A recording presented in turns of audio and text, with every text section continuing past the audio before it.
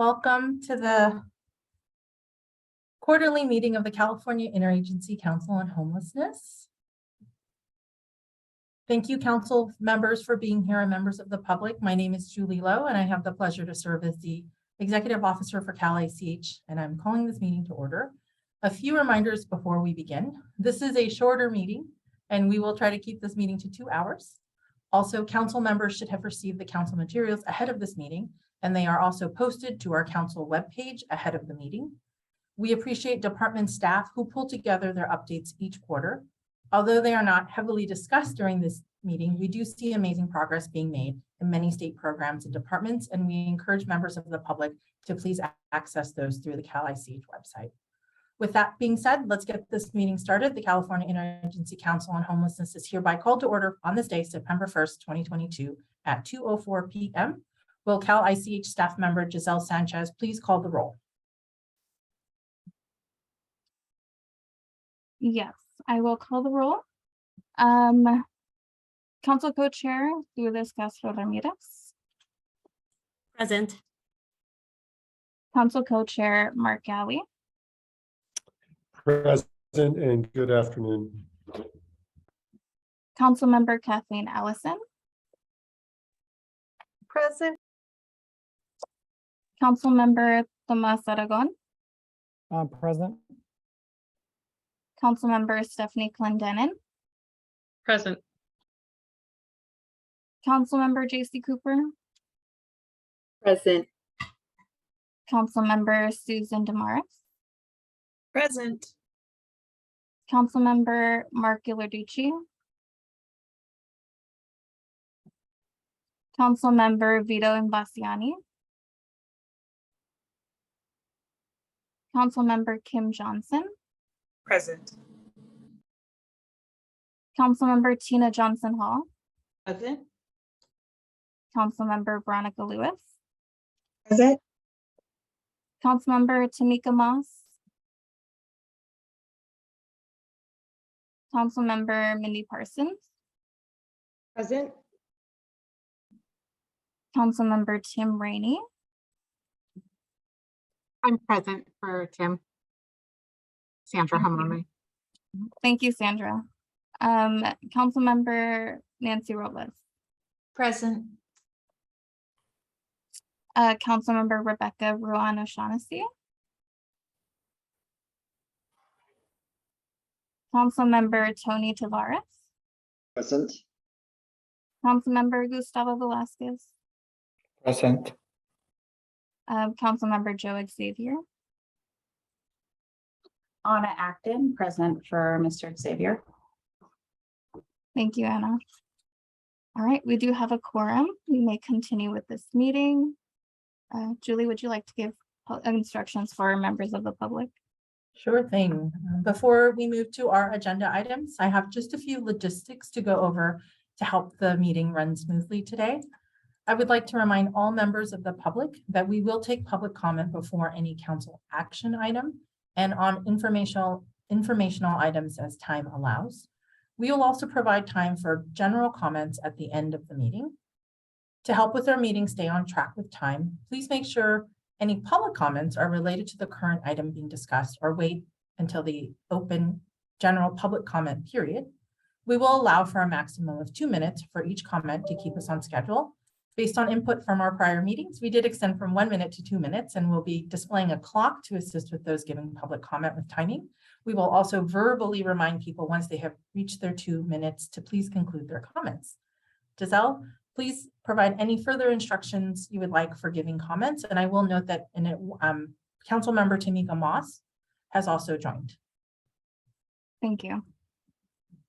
All right, members of the public who wish to comment on any item may do so when prompted. For those connected through the internet, please take a moment to locate the raised hand icon on your screen. This will be used to signal you wish to comment. Please raise your hand only during the item you wish to comment on. For those joining us by telephone, you may press *9 to indicate that you would like to comment. Once I call on you to speak, you'll be instructed to press *6 to unmute yourself, and then you'll have 2 minutes to make your comment. Thanks, Giselle. And before I turn it over to our co-chairs, before I turn it over to our co-chairs, member Rebecca Ruan of Shaughnessy has joined. And now I will turn it over to our co-chairs, starting with Chair Secretary Castro Ramirez for her opening remarks. Great, thank you so much. Thank you, Julie. Thank you for your leadership.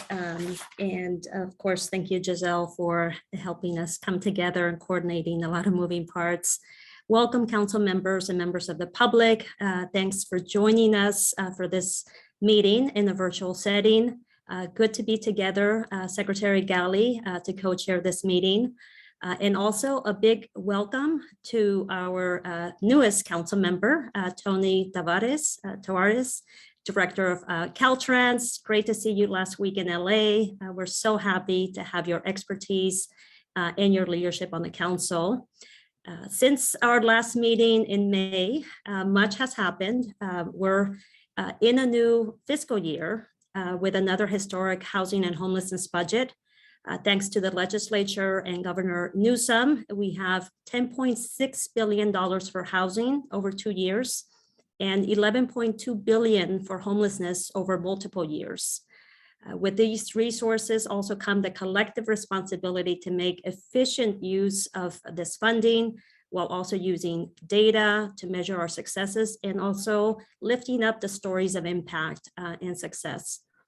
These new and ongoing funds provide much needed resources to close service gaps, to expand housing, and to make improvements across the homelessness response system. And speaking of housing and services, just last week, Governor Gavin Newsom announced $694 million in home key awards to 35 projects that will create more than 2,500 new home key units in 19 communities across the state. In total, over the course of 24 months, and really in less than 2 years, through this hotels to housing model, the state, through HCD, through the leadership of one of our council members, Director Velasquez, the state has funded over 200, or actually just over 200 home key projects, representing just over 12,500 safe and stable homes, many with supportive services for people exiting homelessness. And today I'm excited because we will be discussing the adoption of the updated California Action Plan to Prevent and End Homelessness. A lot of work has gone into this update.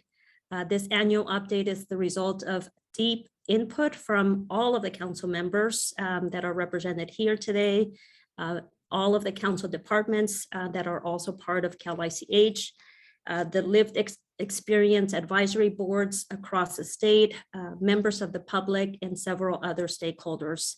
Again, I thank the Cal-ICH team for their leadership and helping to coordinate meaningful engagement in this process.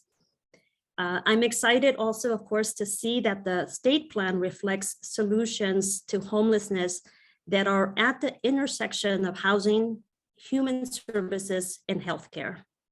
Together with Secretary Galley and all of you, we're working to strengthen cross-state agency collaboration. As an example, just last week, my agency, the Business Consumer Services and Housing Agency, in close partnership with Dr. Galley's agency, the California Health and Human Services Agency, and 4 other state agencies, the Transportation Agency, the Office of Emergency Services, our Labor Agency, and CalVet, and multiple state departments, many of which are represented on this council, Caltrans, the Department of Social Services, Department of Public Health, DNV. All of us were engaged in a 3-day pilot in Los Angeles. We worked very closely with our local county department counterparts and with a number of community-based organizations that have strong multidisciplinary street outreach and engagement teams, including our very own council member, Veronica Lewis's organization, HOPIX, And the other organization was the People Concerned and Homelessness Healthcare Los Angeles. Thank you so much, Council Member Lewis, for being part of this effort. We very much appreciate the level of engagement and involvement, and could not have done this without HOPICS being at the table. The main goal of the pilot, which we are now calling the Mobile Homeless Connect, was to field test the ability of state government and its county counterparts to be more nimble, to be more responsive, and to provide people that are experiencing unsheltered homelessness the ability to enroll in state and county benefits through a mobile process in the field. This 3-day pilot was overwhelmingly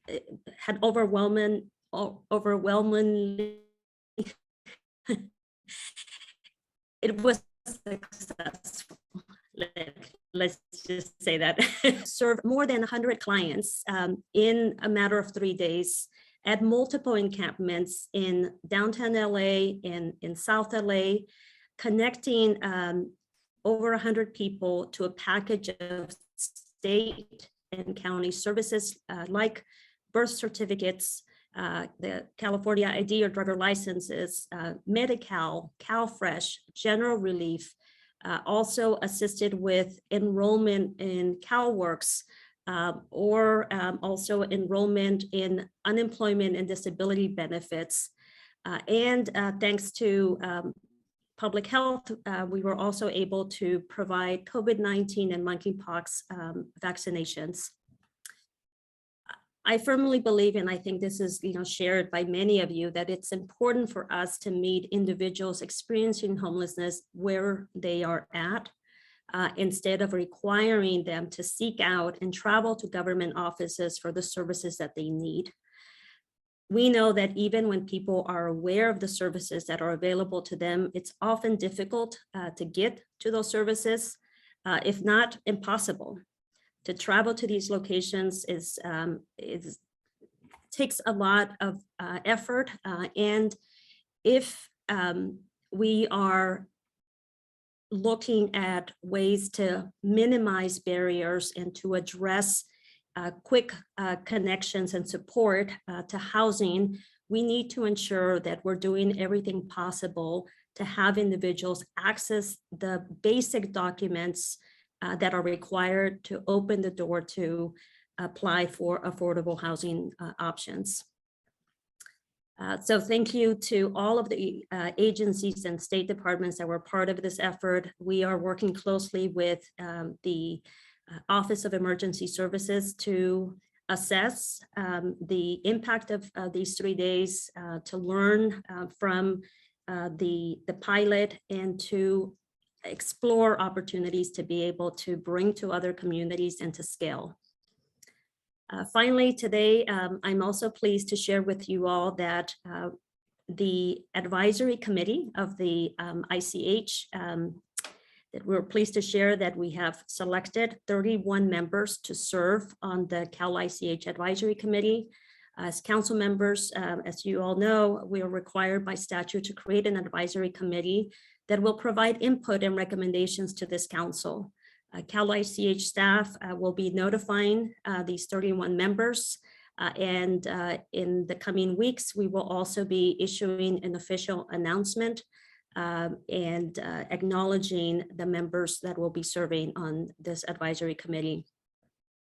I want to assure you all that Secretary Galley and I, together with the staff, have been very thoughtful in looking at the composition of the advisory committee and ensuring that we're committed and ensuring that there's proper representation of the many facets, systems, and programs that provide services to people at risk of or that are experiencing homelessness. This includes representation from across the state, geographic representation. It also includes members that have lived expertise of homelessness, and also members who represent African-American individuals and communities that have been disproportionately impacted by homelessness or experiencing homelessness. It also includes youth voices and survivors of gender-based violence. Over half of the advisory committee members will have expertise in homelessness solutions or best practices from all levels, whether it's at the local level, at the state level, or regional level. We're excited and looking forward to having this advisory committee join us for the next the next council meeting, which is scheduled on November the 10th. In the meantime, stay tuned because here shortly we will be sending out an announcement sharing the names of the members of this advisory committee. So as you can see, there's been a lot happening, and of course, we're not done yet. I'm going to go ahead and turn it over to my co-chair and my colleague, Secretary Galley, for additional remarks. Thank you. Thanks, Secretary Castro Ramirez Lourdes. Thank you for Dartford and LA. I think it came together nicely. It was cross-cutting, and I know you personally rolled up your sleeves, were present, not just for the photo op, but for the whole thing, and your team, Dakshika, Corinne from my team, others did a lot to make that happen. Tony, so many folks do the work to make it real, and it was. And I always appreciate the chance to get out of the office in the Zoom call and into the place where we get to interact with individuals who we have the privilege of learning their stories and trying to provide some services. And I thought it was a success on so many levels. But one thing that I recognize that I'm sure lots of other people didn't, just because of my experience in that part of LA, was we were, at least the part I joined, was on a strip of the 110 that is frankly the few blocks that stand between the county's headquarters for public health, headquarters for health services, and one of their key partners, LA Care, the biggest public health plan around. And when I think about the symbolism there and what our efforts collectively here are, it's really to push all of our local partners to pay closer attention to the needs of people experiencing homelessness. And that event was about bringing services closer to people. It's the first time I think the DMV had mobile services where it wasn't just, hey, turn in an application and then we'll get it in a hold of you when we can get you an ID. It was real DMV folks there taking information. So it was innovative in that way. But I think the symbolism of having our partner LA Care in LA County right in sort of, we were in the shadow of their tall building a block away, to me is important symbolism that these are the efforts, the contracts that we're going to sign with all of our local health plans to be a lot more clear about their intentions, their services, their focus on people experiencing homelessness, and making sure that as far as Medicaid is a tool to lift up communities that are vulnerable, to be an important equity tool, that it was not wasted on me, that we chose to be in a location that really stands at the crossroads of all of these efforts that I know this council really works towards. And I think it's just a reminder for all of us as leaders, as people trying to push the envelope, that we don't do it alone. We do it in communities, and we do it with these partners that sit in the communities that we seek to serve. So really congratulations to you, the team. I think the idea that we are going to create a playbook, take the show on the road. I know, we know that these 1, 2, 3 day events often open the door. Few people walk through and get deep services and change the arc of their lives, and other people get a taste, leave, come back. But it just also, in talking to the partners, whether Hopics or People Concern or the other folks that we had a chance to engage with, just always impressed by the persistence, the tenacity, the never give up, the always walk the shoes of the people they're trying to serve attitude. And that was on display. And just as a reminder that the investments that we talk about in billions and hundreds of millions of dollars kind of get down to the ground and make a difference in real ways for real individuals. The second thing I just wanted to spend a minute on is acknowledge, we just closed the legislative session. An important effort that did get passed was the CARE Act. And without going through all the nitty-gritty detail, in many ways, this act, which the governor really championed and moved forward, says, hey, we're going to do things in a refreshing and different way. And it isn't about having every soundbite right or every piece of the detail on implementation figured out, but that there's a real insistence on creating new pathways for people who experience severe mental health challenges, substance use needs, who often live on our streets, who were seeking to attach and connect to services all over, but that we have a role in making sure that that happens in a more thoughtful, compassionate, and upstream way, that we can do that without causing people's only opportunities to get those services to be languishing on streets for such long periods of time, exiting and revolving door through our hospitals and through our justice system. I think this creates an opportunity for all of us to work on an implementation plan now that the legislature has passed the CARE Act, sure to be signed by the governor. Gives us a real opportunity to work on this nexus in an even deeper and I hope more thoughtful and compassionate way. And out of the resources, Lourdes, that you mentioned that come with our budget, $1.5 billion in behavioral health bridge housing, which in many ways is going to be available through Michelle and JC's team at DHCS to support housing opportunities to make the CARE Act and the care plans that are part of that act real and meaningful for individuals.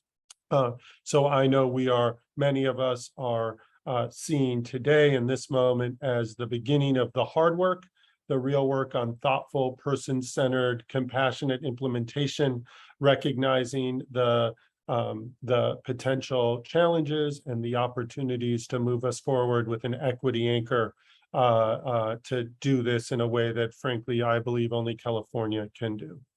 And the last real quick point that I want to make is whether it's Kathy at CDCR or Mark Ghilarducci in his role at OES or Lourdes as a cabinet secretary over at BCSH, I know all of us are paying close attention to the heat event that our state is looking at today and over the next many days, and that the governor's state of emergency declaration, that the communication to communities far and wide with a particular focus on traditionally vulnerable communities means that our council, our partners of this council, and all folks who care and work for people who are experiencing homelessness, especially those who are unsheltered, who may not have access to some of the resources and services that keep them safe during these particular weather events, that we just remind ourselves that we have a responsibility and a duty to spread the word, make sure we're doing what we can to keep individuals safe and informed, and that this state, under the governor's leadership, Director Ghilarducci and many, many others, put that first. And I know that Lourdes, like me, is spending time over the last few days and likely over the weekend, making sure that we put our best foot forward. So just want to make that pitch and plug the importance of that role for not just this council, but for all of us who work in state and local government. So with that, I think I'm turning it to you, Julie. I will screw these transitions up, but thanks for a few minutes to highlight a few issues. And Darshika, I'll go ahead and turn it over to you. Thank you, Julie. Nice to see everyone here today virtually. I'll keep my remarks short because I know we have a lot to get to. Both secretaries mentioned the Mobile Homeless Connect pilot, which took place over 3 days last week in Los Angeles. And I think there are just a few learnings I wanted to lift up about how the pilot was planned, coordinated, and carried out in the field. You may be getting a sense of the kind of high-profile planning that went into this. There were actually 4 cabinet secretaries involved in planning this effort. My boss and our co-chair, Secretary Castro Ramirez, but also Secretary Galley, Secretary Omishakin from the Transportation Department, and Director Giladucci. So that was the level of kind of high-profile planning from the cabinet secretary level that went into this pilot, which also shows how fast we move because the idea was conceived in June, and then we carried out the pilot in August last week. And I think there are some reasons for that. Not only that it was high profile, trying to think through how all of us could showcase an all of government approach to really breaking down some of the barriers that both secretaries have touched on. We also brought the different skill sets of these different agencies. So while the idea for the pilot, the design and implementation of it came from our agency, BCSH, and we helped conceptualize what we wanted to achieve on behalf of our unhoused neighbors. The internal planning of the pilot was project managed by Cal OES, one of our Cal ISH council members, who helped set up thrice weekly and then daily planning calls to help coordinate and task out the duties. And then the transportation department, CalStar and Caltrans, another council member, help with logistics on the ground, both mapping out the locations where services would be provided, thinking through solutions to problems like what's the power source for the DMV laptops that Secretary Galley mentioned, the canopies and the tables and the chairs. So all those logistics was handled by Caltrans. And then finally, Cal HHS was such a remarkable partner because, as you know, they are all the safety net services and benefits. So Corinne and Nick, shout out to Nick, helped really reach out through the Cal HH department, CDSS and CDPH to all the LA County counterparts to ensure that we had a package of essential safety net services available to offer. And the second point I'll raise is really that county collaboration where we had tremendous state and local government partnerships. So we had multiple LA County departments, county clerk, which for the first time deputized the nonprofits in the field so that nonprofits could apply for birth certificates in the field. Now that I know that can happen, I can't unknow that, and I can replicate that in the future. We also had public social services, public health, as Secretary Castro Ramirez mentioned, military and veteran affairs, as well as the Department of Mental Health's Veteran Peer Access Network. So you had tremendous committed service-oriented partners from the county helping us accomplish the pilot. And then finally, as has been mentioned, from the very beginning, we worked with the 3 community-based nonprofits, HOPIX, Veronica Lewis, who's our council member, but also the People Concern and Homeless Healthcare LA. And these teams, as Secretary Castro Ramirez mentioned, are embedded already in the different encampments that we're talking about, have done outreach over months, if not years, with the folks, and have substance use counselors on staff, have mental health therapists on staff, have nurse practitioners and peers with lived expertise and housing case managers. And what we provided through this pilot is the state and counties embedded services to really push through the work they're already doing, to support the work they're already doing. And I think it's important for me to note that all the locations we selected, the 5 locations, we selected in partnership with the community-based organizations. We asked them to identify the encampment locations because we wanted to make sure we were offering services in locations that the community had identified.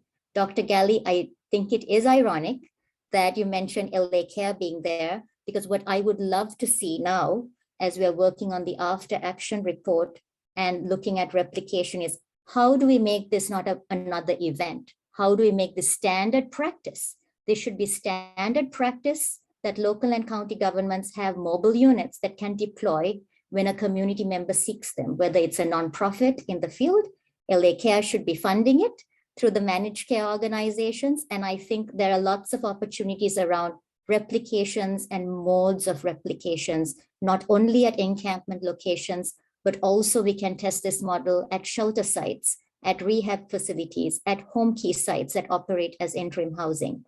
Because ultimately what this pilot did, as Secretary Ramirez mentioned, is reduced barriers people have to apply for housing, number one. How can we expedite movement into permanent housing? But also number two, they now have connections, hopefully, so that once they're placed in housing, they have the community-based organizations and community services to remain housed and thrive in that housing. So really looking forward to coming back at some time and sharing the next steps on this. But I'm going to hand it over now to Corinne.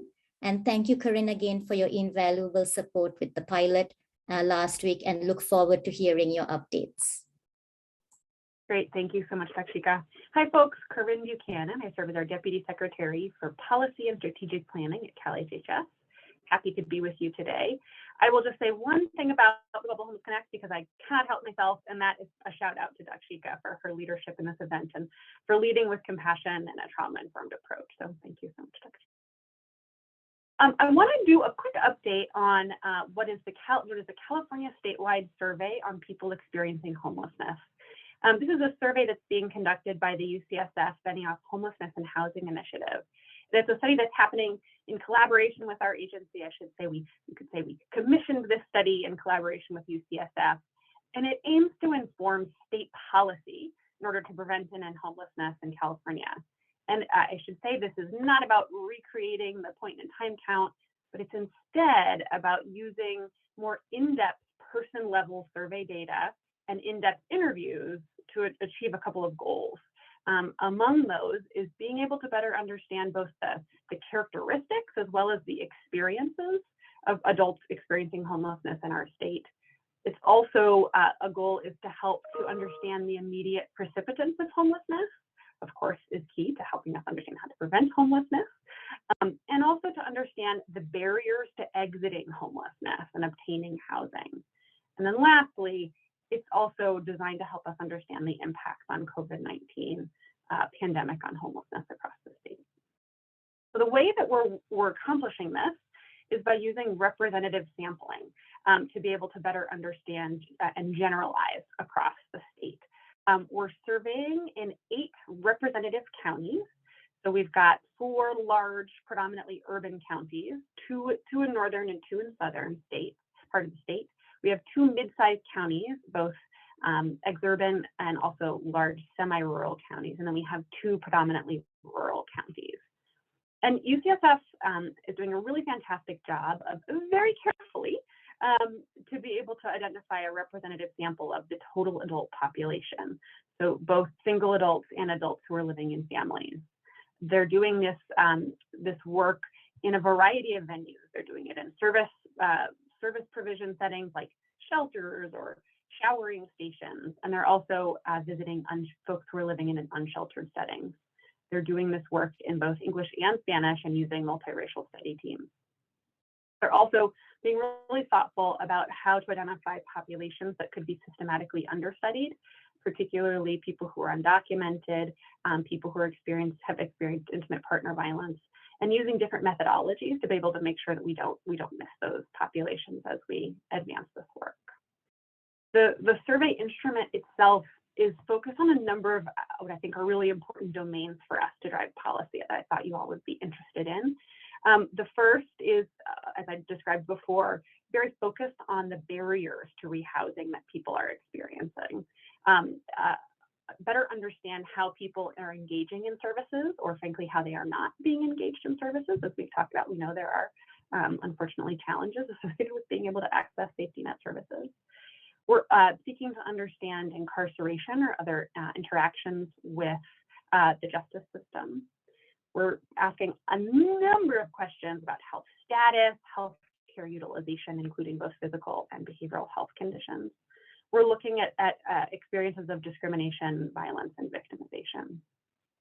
So the study is guided by 3 boards, and I want to lift them up because I think this is an important part of how the study is being conducted. We have a lived expertise board, We have a policy and program leaders board, and we also have a learning community that's made up of those 8 counties that are that have been selected to be a part of the sampling across the state.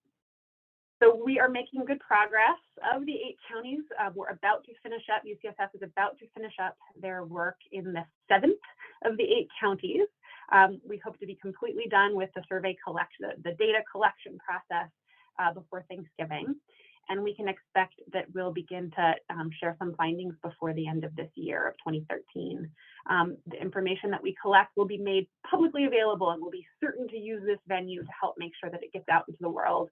UCSF will be creating a report as well as a set of policy briefs on many of those issue areas that I described for you.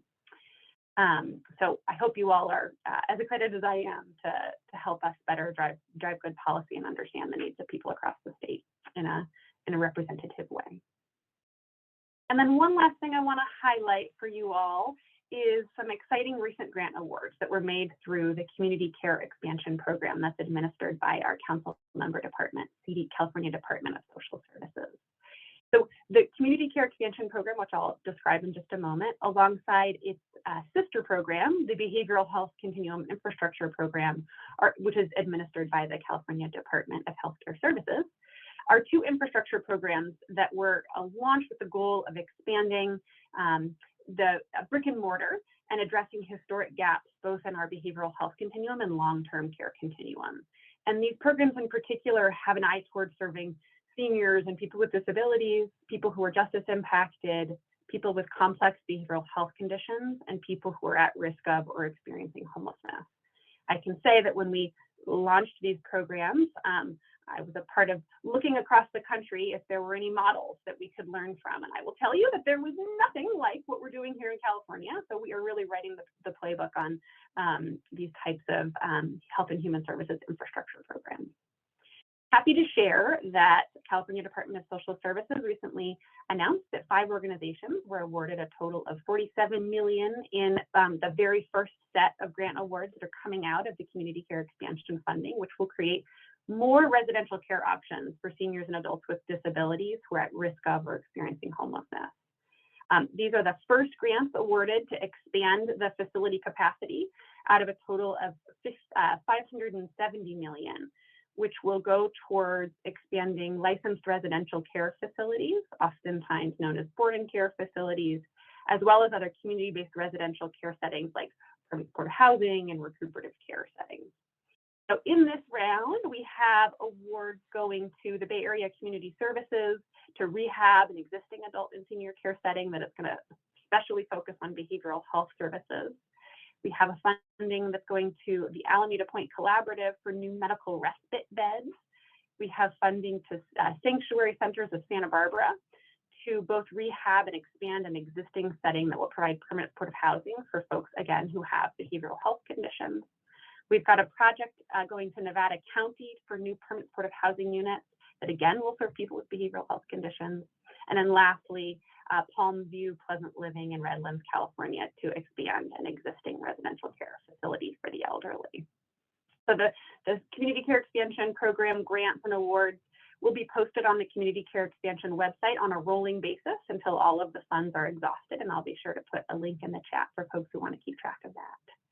I'll also share that in addition to the funding that will create these new settings, we have $195 million in funding for participating California counties that want to preserve their existing licensed adult and senior care settings in their communities. So you can also track that progress on the link I'll put in the website as well. I think these resources are really important because we know that creating and preserving these types of settings, as licensed settings, as well as permanent supportive housing that can meet the needs of seniors and adults with disabilities who need a little extra support to live independently is really important as our homeless population in California is aging. So I just want to send a kudos to Director Johnson and the CDSS team for your work in this area. And with that, I'm going to turn it back to Giselle, who's going to take us along to the consent calendar. All right, thank you. This is item 4, the consent calendar.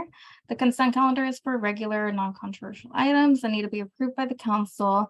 Where we don't expect any discussion from the council. We have one item, the adoption of the previous meeting summary, the May 31st council meeting summary. Before proceeding, since this is an action item, we will now accept public comments. Please keep comments to the items on the consent calendar only. There will be time for general public comments at the end of this meeting. If you're connected through Zoom, select the raise hand icon in the meeting window of your computer. I will unmute you. If you're connected by phone, you may press *9 and that'll indicate that you would like to raise your hand. We have one hand raised. Let me go ahead and Brina, if you could share your screen for the timer. Perfect. All right, we have a comment from Aaron Casey. Aaron, you may voice your comment.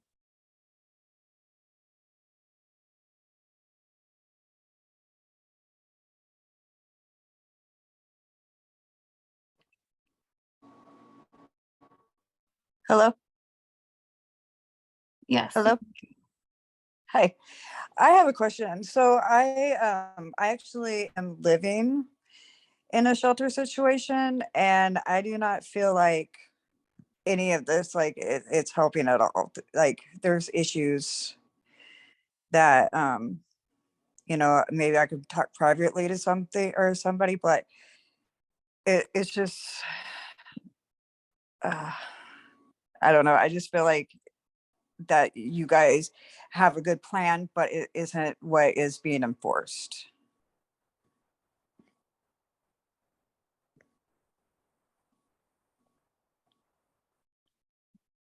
All right. Thank you for your comment. There are no more public comments.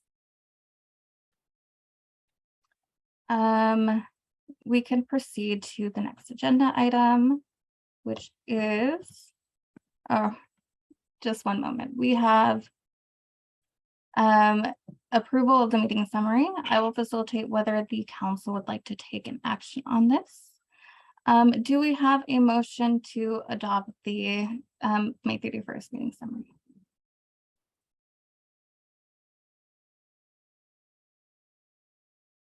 I will motion, Kathleen Allison, motion to adopt. Thank I'll you. second. And we have a second. Yeah. Thank you. I will call roll. Lourdes Castro Ramirez, Aye. Mark Galley, Aye. Kathleen Allison, Aye. Tomas Aragon, Yes. Stephanie Clendenin, Aye. JC Cooper, Aye. Susan Damaris, Aye. Mark Ghilarducci, if he's arrived to the meeting. Aye. Vito Bastiani, if you've arrived to the meeting. Kim Johnson, Aye. Tina Johnson Hall, Aye. Veronica Lewis, Aye. Tamika Moss, I abstained since I was not at the first meeting. Mindy Parsons, I was not at the meeting, so I'll abstain as well. Sandra Hamame, I abstain as well. Nancy Robles, Aye. Rebecca Ruano Shaughnessy, Abstain. I was not at the meeting. Tony Tavares, Since this is my first meeting, I'll abstain as well. Gustavo Velasquez, Aye. Joe Xavier, or Anna Acton. I was at the meeting, but I think I'll abstain because Joe was here officially and is not here today. We do have a majority, so the motion passes. The meeting summary has been adopted, so we will continue with the next agenda item.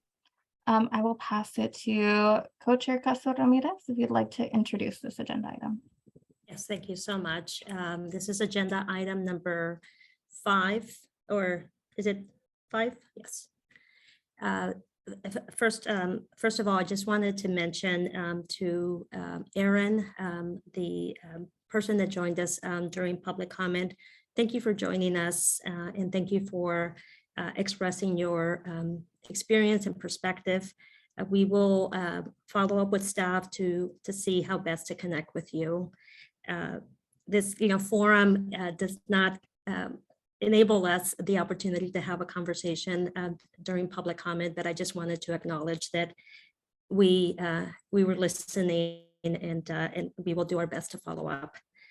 This item, item number 5, is an item that we, both Secretary Galley and I and the Cal ICH team, hope is the beginning of an ongoing conversation and discussion that will lead to action in the future, hopefully soon, regarding how the council can ensure that in the work that we do, that we're continuing to make every effort, not only through the council, but also as council members, to authentically engage people with lived expertise of homelessness.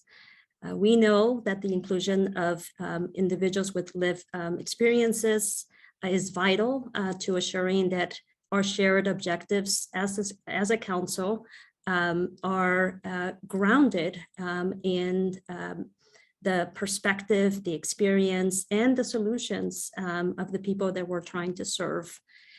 Many of us at the state level are very focused on delivering services and programs, and also shaping policy by being centered on people, or essentially ensuring that we're driving these efforts by understanding the people that we are serving. So we, within our agency, we speak to this as being person-centered or people-centered in our service delivery, but also ensuring that we're doing so with a commitment to equity and inclusion. One area that I was very pleased that we were able to do with a recent statutory change with NBCSH was the ability to be able to issue payments to future members of the Cal ICH Advisory Committee, members with lived expertise that may have a difficult time participating or being able to attend meetings because they may not have the economic wherewithal to be able to participate. And so to that end, we think it's really important that this council provide space to have a conversation with all of you about how we may be able to further deepen our work to ensure that we're creating meaningful, authentic engagement of people with lived expertise, particularly people with lived expertise who either are experiencing homelessness, experienced homelessness, and as I mentioned earlier in the opening remarks, also individuals that are overrepresented in the homelessness response system. So I'll turn it over to Secretary Galley to have him also share his perspective, and then we'll have Julie facilitate a conversation. Thank you. Thanks, Lourdes. I think you said it really well and completely. I'll just say, one of the guiding principles at Cal HHS is putting the person back at the center, because I think we often don't know and don't do that as well as we need to. And I think this conversation today is in part about doing that. And then as we continue, especially throughout the pandemic and as we recover, we focus on this word equity, and we focus on what that means. And at the end of the day, this, part of advancing equity is shifting power. And shifting power, it's hard to do without presence and voice, and not just voice on occasion, but really voice in a way that drives the agenda and the discussion. And so I applaud, the effort, Lourdes team, that has brought this to the council for conversation. The expectation is we use these minutes now to really start looking at where we go, what we lift up. And then obviously over time, make sure we're holding the council and ourselves accountable, not just what we do in this council, but frankly, this notion, whether it's with individuals who either experienced or are experiencing homelessness, or so many other types of lived experience, real life experience in the work that we have to do, how that shapes and forms the collective work of our departments and offices and agencies. So, looking forward to this conversation and applaud the team for bringing it up. So with that, I'll turn it to you, Julie, to facilitate a conversation. Thank you. Thank you, Chairperson Galley and Chairperson Castro Ramirez. Again, my name is Julie Lowe. I serve as the Executive Officer of the Cal ICH. I also am among a cohort of many members of the Cal ICH staff with lived expertise of homelessness ourselves. And so very honored to be facilitating this conversation. For this portion of the meeting, I'd like to start us off with some background on the topic. Earlier this year, we did a survey among our council members, and there was agreement among those who responded to the survey that deepening our interagency work around engaging the expertise of people with lived experience should be highlighted as a priority topic. And so I know from that survey that this is already a shared priority for us. This is well aligned with the progress on the national stage and in local communities. Also, in prep calls with council members and their staff, it is clear that many departments are already, there's work underway across many of the departments in many of the state agencies to engage people with lived experiences connected to the systems and programs each department manages.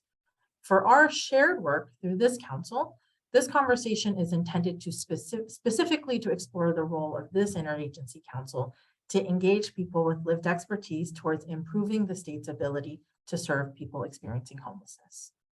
There is already some work underway, and for the sake of starting with some shared knowledge, I'll do a recap of how this topic is being discussed to help us build.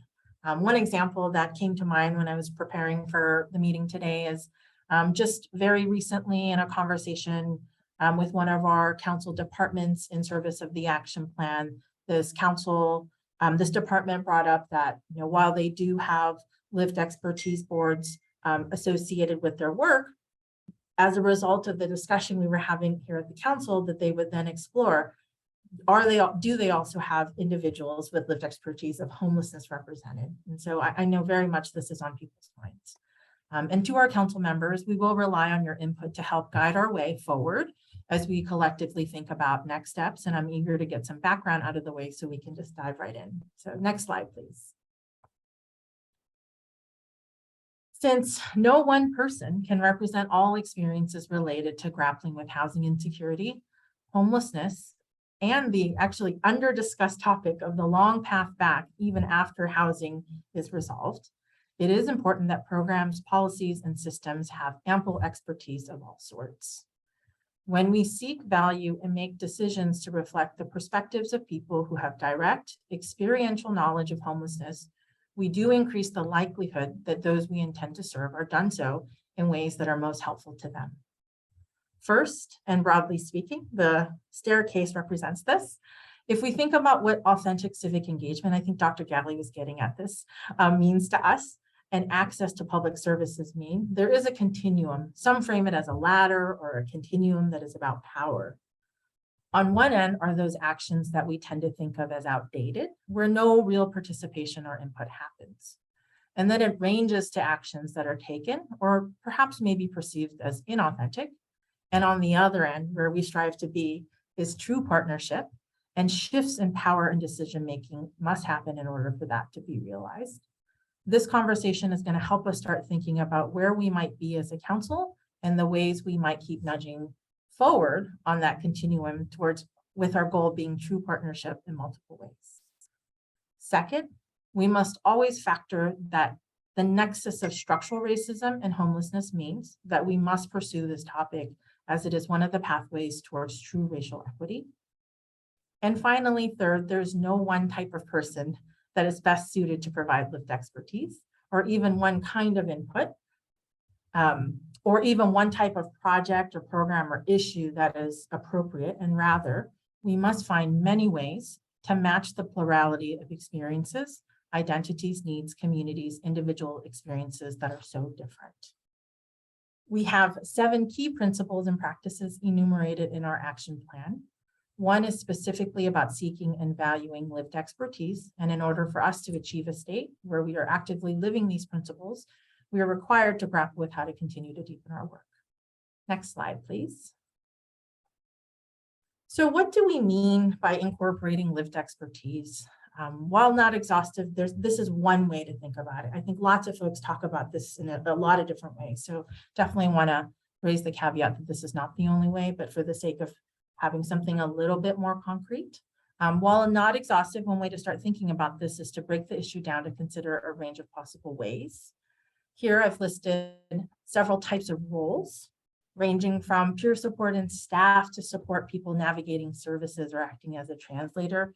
I did note a few examples. Couple things that come to mind around roles like that is the work that DPH is doing around health ambassadors. So folks with some experiences that are out there being ambassadors for those that are currently experiencing homelessness that may be seeking help. Next is this notion that there are individuals with lived expertise who are co-designing, co-creating programs and services. A couple things that came to mind is that with the HAP grant and other state programs, many of the state grantees are already required to obtain input from people with lived expertise, as an example. Of course, there's also involving people with lived expertise in research and knowledge building. I think the example that Corinne provided around the statewide survey of people experiencing homelessness is a fine example. In that instance, it is both studying the phenomena and the experiences, but also through input of people with lived expertise of homelessness. Next, there are leadership roles. I will flag that across our state departments, many people, including people within leadership roles, myself included, do have very substantive experiences of homelessness themselves. And finally, and sort of timely related to the update that our chairperson provided, advisory bodies and committees. Next slide, please. And I'll wrap up here in just a second. I do want to orient us with the things that CalICH, this entity, is doing in relation to this. So we are underway implementing our advisory board to this council. CalICH currently has an RFP out recruiting for a vendor to support our implementation of a lived experience advisory board. We also have additional working groups where we are recruiting individuals with expertise. And as Chairperson Castro Ramirez shared earlier, there were statutory changes made for increasing engagement, and the language is there. Next slide, please. So I'm certain that there are roles that are not listed in that list I provided, and I encourage people to consider what roles may be missing, especially relevant to the work of the departments represented here at the council. As state department programs, we also have complexity due to how and where decisions are made relative to how services manifest in communities. So I think for us, there's a challenge that we have to think broadly, not just about directly enabling these roles to exist, but to consider how design and intent of our programs and accompanying rules might work towards or against our stated goals. And with that, there's a couple questions posted here. For the sake of this being the first step in presumably future steps, I thought we could get grounded with some input from our council members, both around if there are best practices that are already showing up in the work that you all have been doing, as well as if, just in the short presentation or in your thinking prior or the work that is already underway, what are ways that an interagency focus on this topic could be shaped here. So I'll open up to the floor. I think for the sake of just keeping this very productive and generative, if folks just want to chime in. Director Johnson, I see your hand is raised. Thank you, Julie. And I just want to echo appreciation for bringing this to us, the council. Ultimately, as I think all of us see our role in government, we are here to serve. We're here in service. I appreciate the way the council meeting started today and talking about the Mobile Homeless Connect experience and kind of the difference it makes for us who are responsible for policy setting and program design to hear directly from those who are having the experience. To Erin's comment earlier, right, we need to understand what's not working in terms of on the ground operations and supports to helping individuals meet their housing goals. So just want to kind of triple down on the critical importance. I think that this is simply our job. I would say that for the Department of Social Services, for some time now, we have been working to embed the voices of lived experience, no matter, to your point, which I really want to highlight, it's actually with the people and leaders of the organization, but also in terms of how we go about our policy design and program design conversations. And so I appreciate in the document that you're not only talking about looking at resources to support inclusion while we're also getting paid to participate in the conversations, but also we found that having some intermediaries and organizations to help with the kind of pre-meeting and post-meetings that the department's also participating in. So we're cognizant and intentional about our language, that people can participate fully and they're not kind of lost in the acronyms and everything else of the experience, I think is critical for us from our experience going forward. So just want to ultimately say, I think not only in the structure of the ICH and having an advisory body, but the more opportunities we also have whether it's with our own work or collectively to be out in community directly in understanding the challenges and the successes of what's working seems pretty critical and vital to all of our work. So just really appreciate this being brought forward to the council. Thank you, Director Johnson. Veronica Lewis, Council Member Veronica Lewis. Thank you so much. Really grateful to be having this conversation. And I'm obviously going to speak more to the second question. And so, I think that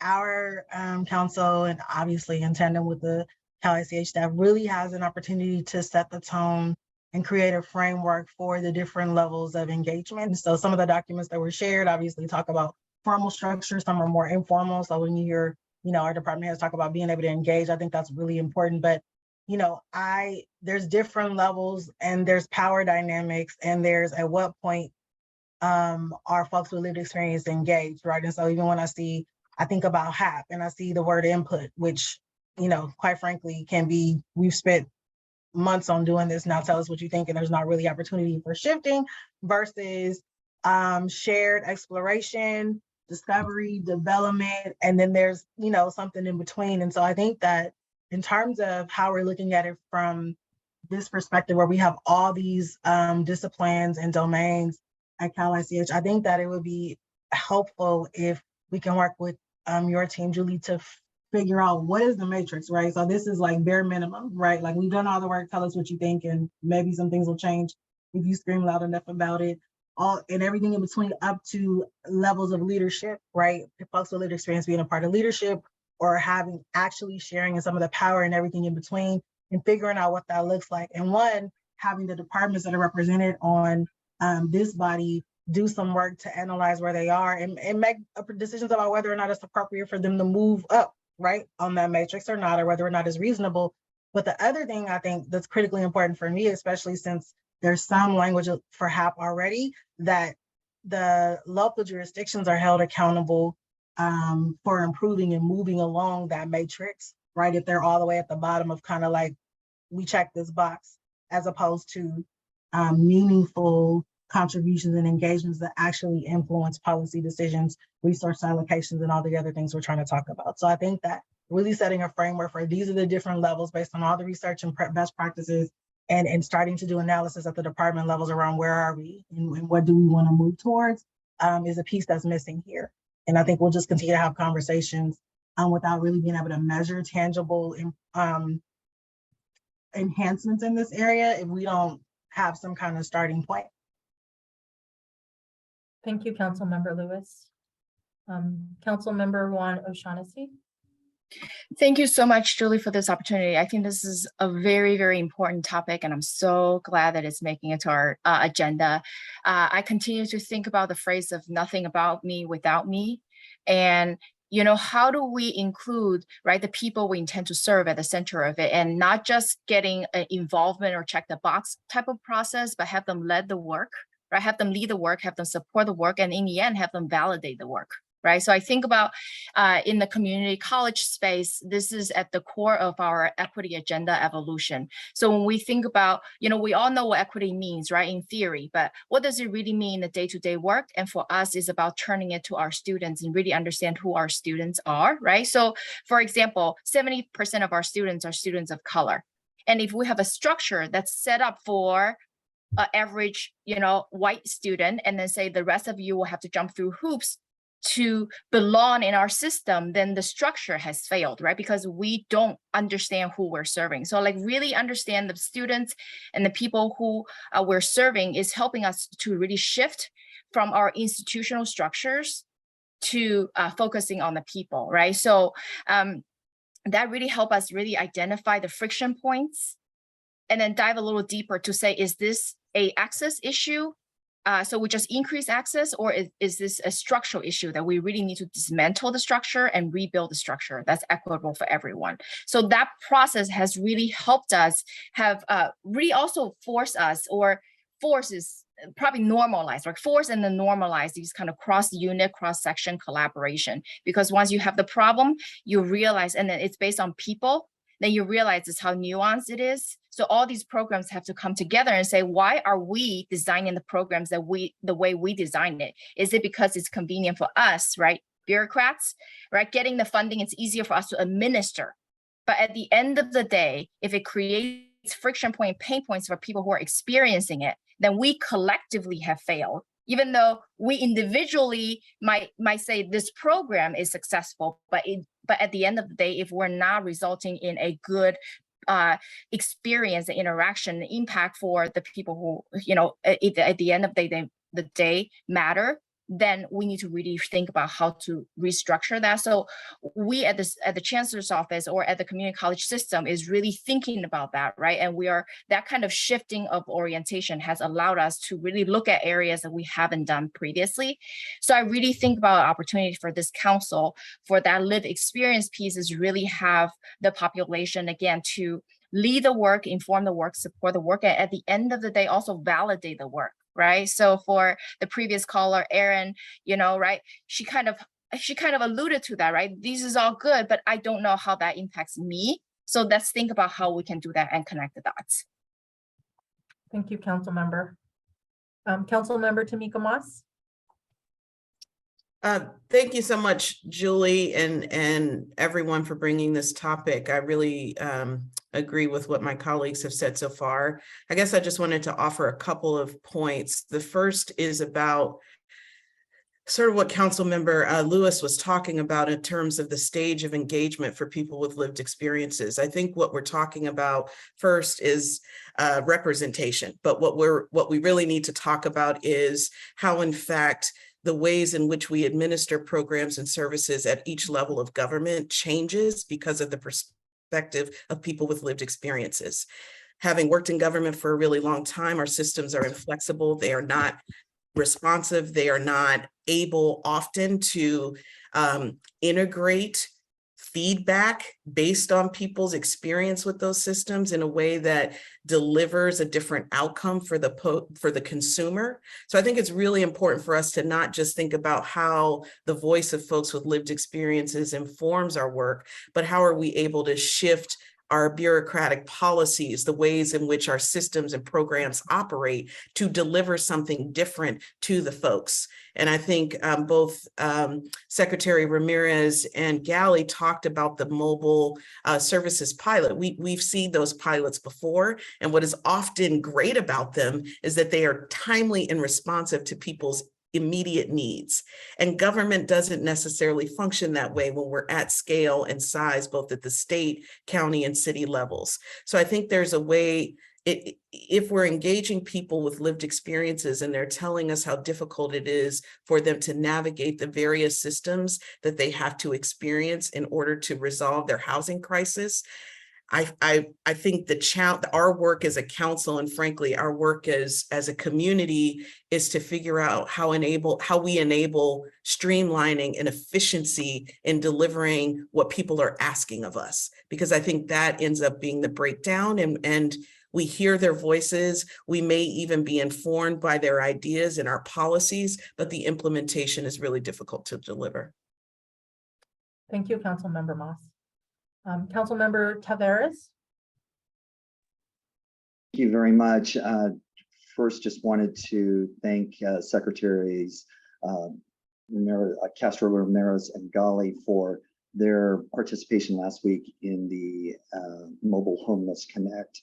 That was very enlightening for me as well, being able to participate there, see state agencies come together, provide those services at the locations where our unhoused neighbors are residing. With that in mind, some of the things that Caltrans is doing moving forward and has been over the past year or so is we've entered into the Clean California program, and over the past year we've had the opportunity to hire close to 400 service assistant maintenance individuals. Classification, we were very deliberate and intentional on where we were holding our hiring events, and really targeting people who possibly were formerly incarcerated or formerly unhoused. And so we've been able to provide them not only a job, but that opportunity, that pathway to employment. And in doing that, we're also realizing now that in our Bay Area and our greater Los Angeles area, there are locations where obviously housing costs are very high. And so Caltrans is exploring opportunities for safe parking areas and shelter options for our employees. In addition to outside of our employment, we're working very closely with many local agencies, cities, and counties, and promoting our emergency shelter lease program, where we have the ability to lease airspace, property, excess lands to cities and counties at a nominal cost. And it's been very successful in the Bay Area and also in the Los Angeles area, where we've developed some tiny homes, where we've developed navigation centers to provide services and housing to our unhoused neighbors. So I just wanted to share some of that information. Thank you. Thanks, Tony. It looks like we've got Councilmember Susan Demerol. I want to pronounce it French. I'm sorry, Susan. I'll take that, Julie. Thank you. I wanted to sound French. And I just love this topic, and what I can contribute from the Department of Aging is we're very proud of our 6 or so stakeholder advisory groups, but I can tell you we do fall short. We fall very short with lived experience, and we rely heavily on organizations that are representative and speaking for individuals who were formerly homeless or currently unhoused. What we've been committed to in recent months is we're trying hard to get out into the field and to speak directly with individuals, older adults in their communities.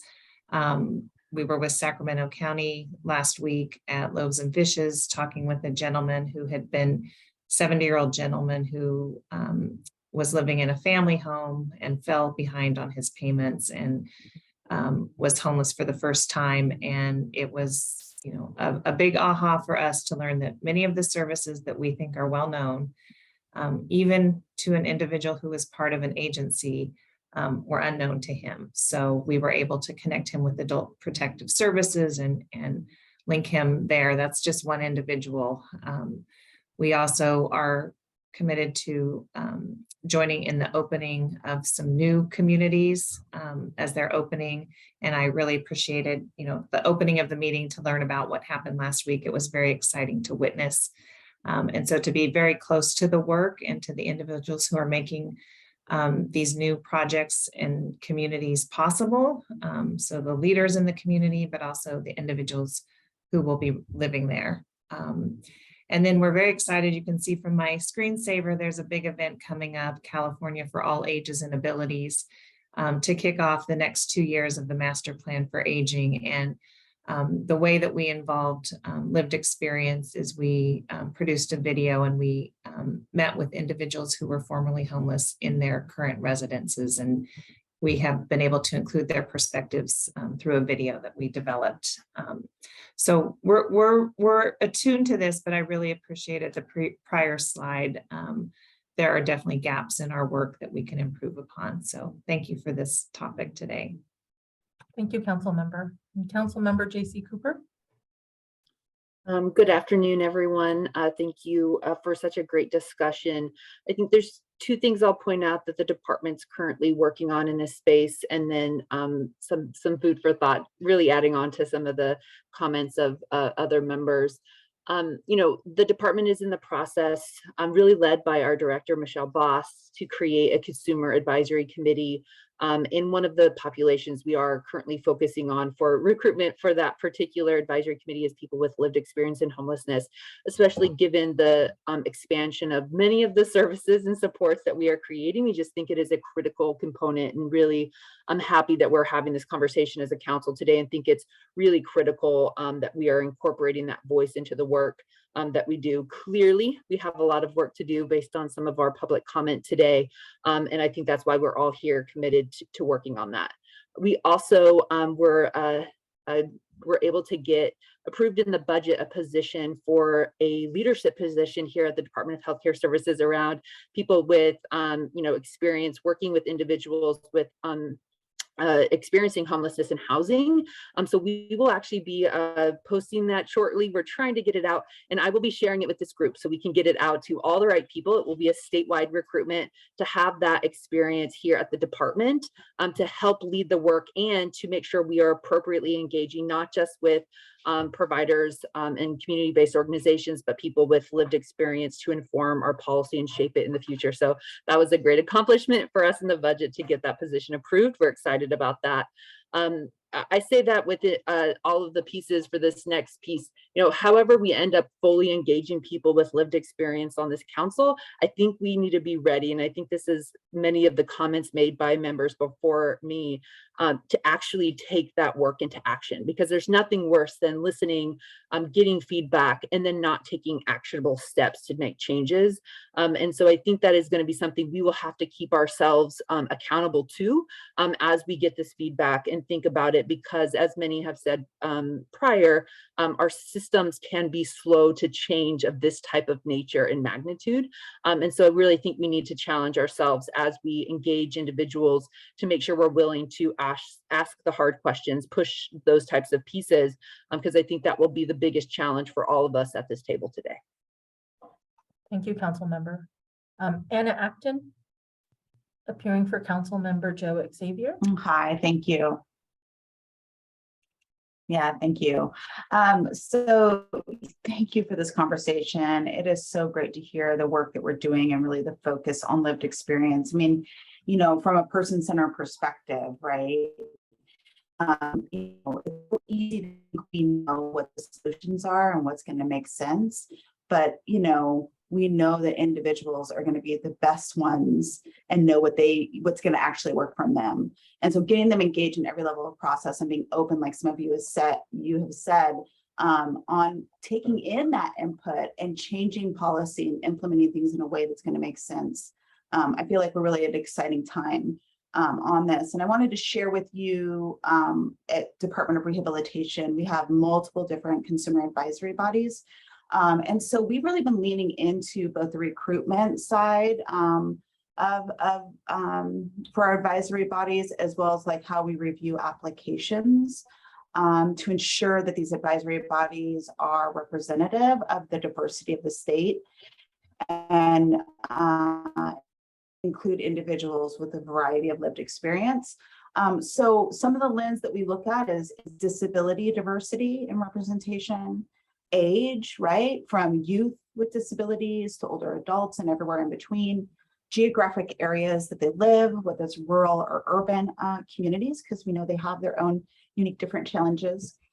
And one of the things that we haven't done that we're looking to do in the future is incorporating housing status as part of that diversity and representation lens in our own advisory bodies. So we're really working to update our processes to ensure that we are able to articulate and let community members know about our values around DEI, around inclusion, around representation. And then also give them an opportunity to tell us what they can bring to our advisory bodies as far as experience and representation of various communities throughout the state. So great work you all are doing. Thank you. Thank you, Anna. And Councilmember Mindy Parsons. Hi, I just wanted to add a few things that the Department of Education is doing to include youth voice around our work. Last year, the State Superintendent of Public Instruction put together a youth advisory council that focuses on equitable change through authentic youth voice and education. The council provides input to the state superintendent and policymakers and other interested partners on educational related issues. I know the past year, the council participated and facilitated in a number of webinars. They partnered with Mentor California and the California Department of Public Health, discussing the impacts of COVID-19 on student mental health. They joined events about school safety, Black History Month, LGBTQ plus student supports, and literacy. The CDE's Homeless Education Program is also working with a couple of these youth members to put together a student survey asking about the needs of our students experiencing homelessness. Something else we have done, every time we have a homeless education conference, we always have a youth panel that provides guidance and advice to the audience or our homeless liaisons. And to be honest with you, I think the youth panels are probably the highlight of our conferences. And lastly, something that we've done, we've added additional requirements and expectations of grantees. Just recently, we selected 3 homeless education technical assistance centers, and we required our grantees to partner with a community-based organization that works directly with families experiencing homelessness. And because of that, we know in real time what the needs are of some of our homeless youth.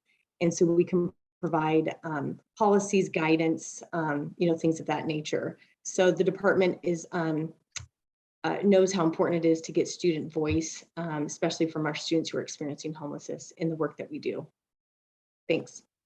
Thank you, Councilmember Parsons. And I see Councilmember Velasquez, you have your hand up, and we'll take this as the last comment for now, just for the sake of time. We do have a few other things on our agenda, but sounds like we've got some pretty good ideas around next steps. And Councilmember Velasquez, please share your comment.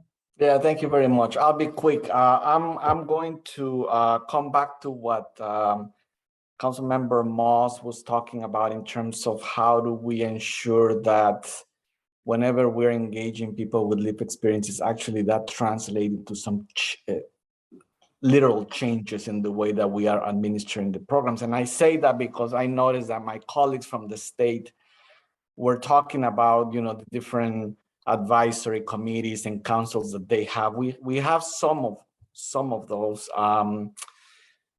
Very proud of some of the programs we're administering, like No Place Like Home, that has a community advisory council. With HomeKey, we've been trying also to get feedback. The point here is, however, that if I am asked, are those advisory councils, do you know, Director, that those advisory councils are actually producing some tangible changes in the way that Ms. Moss was reacting to saying, real response on time for people that we're serving on the ground?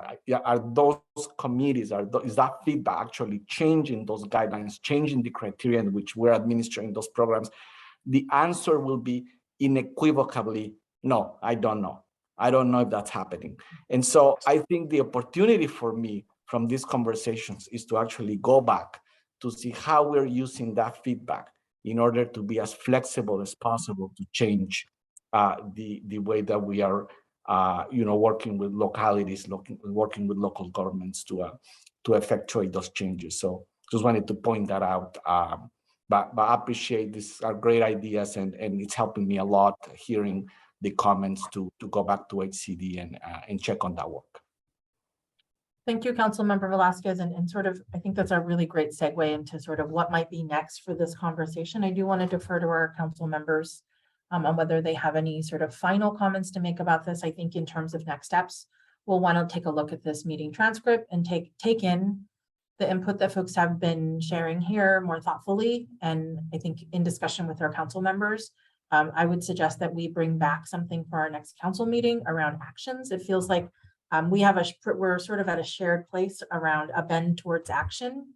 It sounds like folks are pretty well grounded. It's very clear to me our hearts are there, which, I don't think we should take that for granted. So really, really proud and privileged to be part of this group. And Dr. Galley and Secretary Castro Ramirez, if you're both okay with this, I think we'll conclude here for now, and more to come for this group in terms of how we'll manifest that bend for action. Okay, and with that, I will move on to the next agenda item. Giselle, would you mind flipping the slide?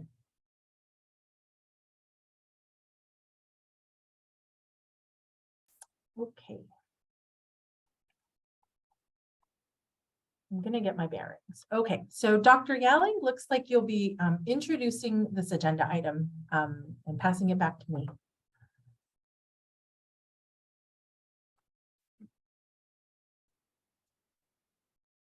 Julie, why don't you go ahead and take this? Yep, happy to do it. You're well suited, I know. Happy to do it. Now we'll move on to the next agenda item, item 6, the proposed adoption of the updated action plan for preventing and ending homelessness. We've discussed the progress of the updated action plan in the previous council meeting, so it's great to see. We're proud of this final draft that we're presenting before this council. In this draft, there are a significant number of new actions, as was noted in the memo that was distributed to the council members and also is available for public review on our website. A significant number of objectives and actions were added collaboratively. Really big thanks to all of the council department staff.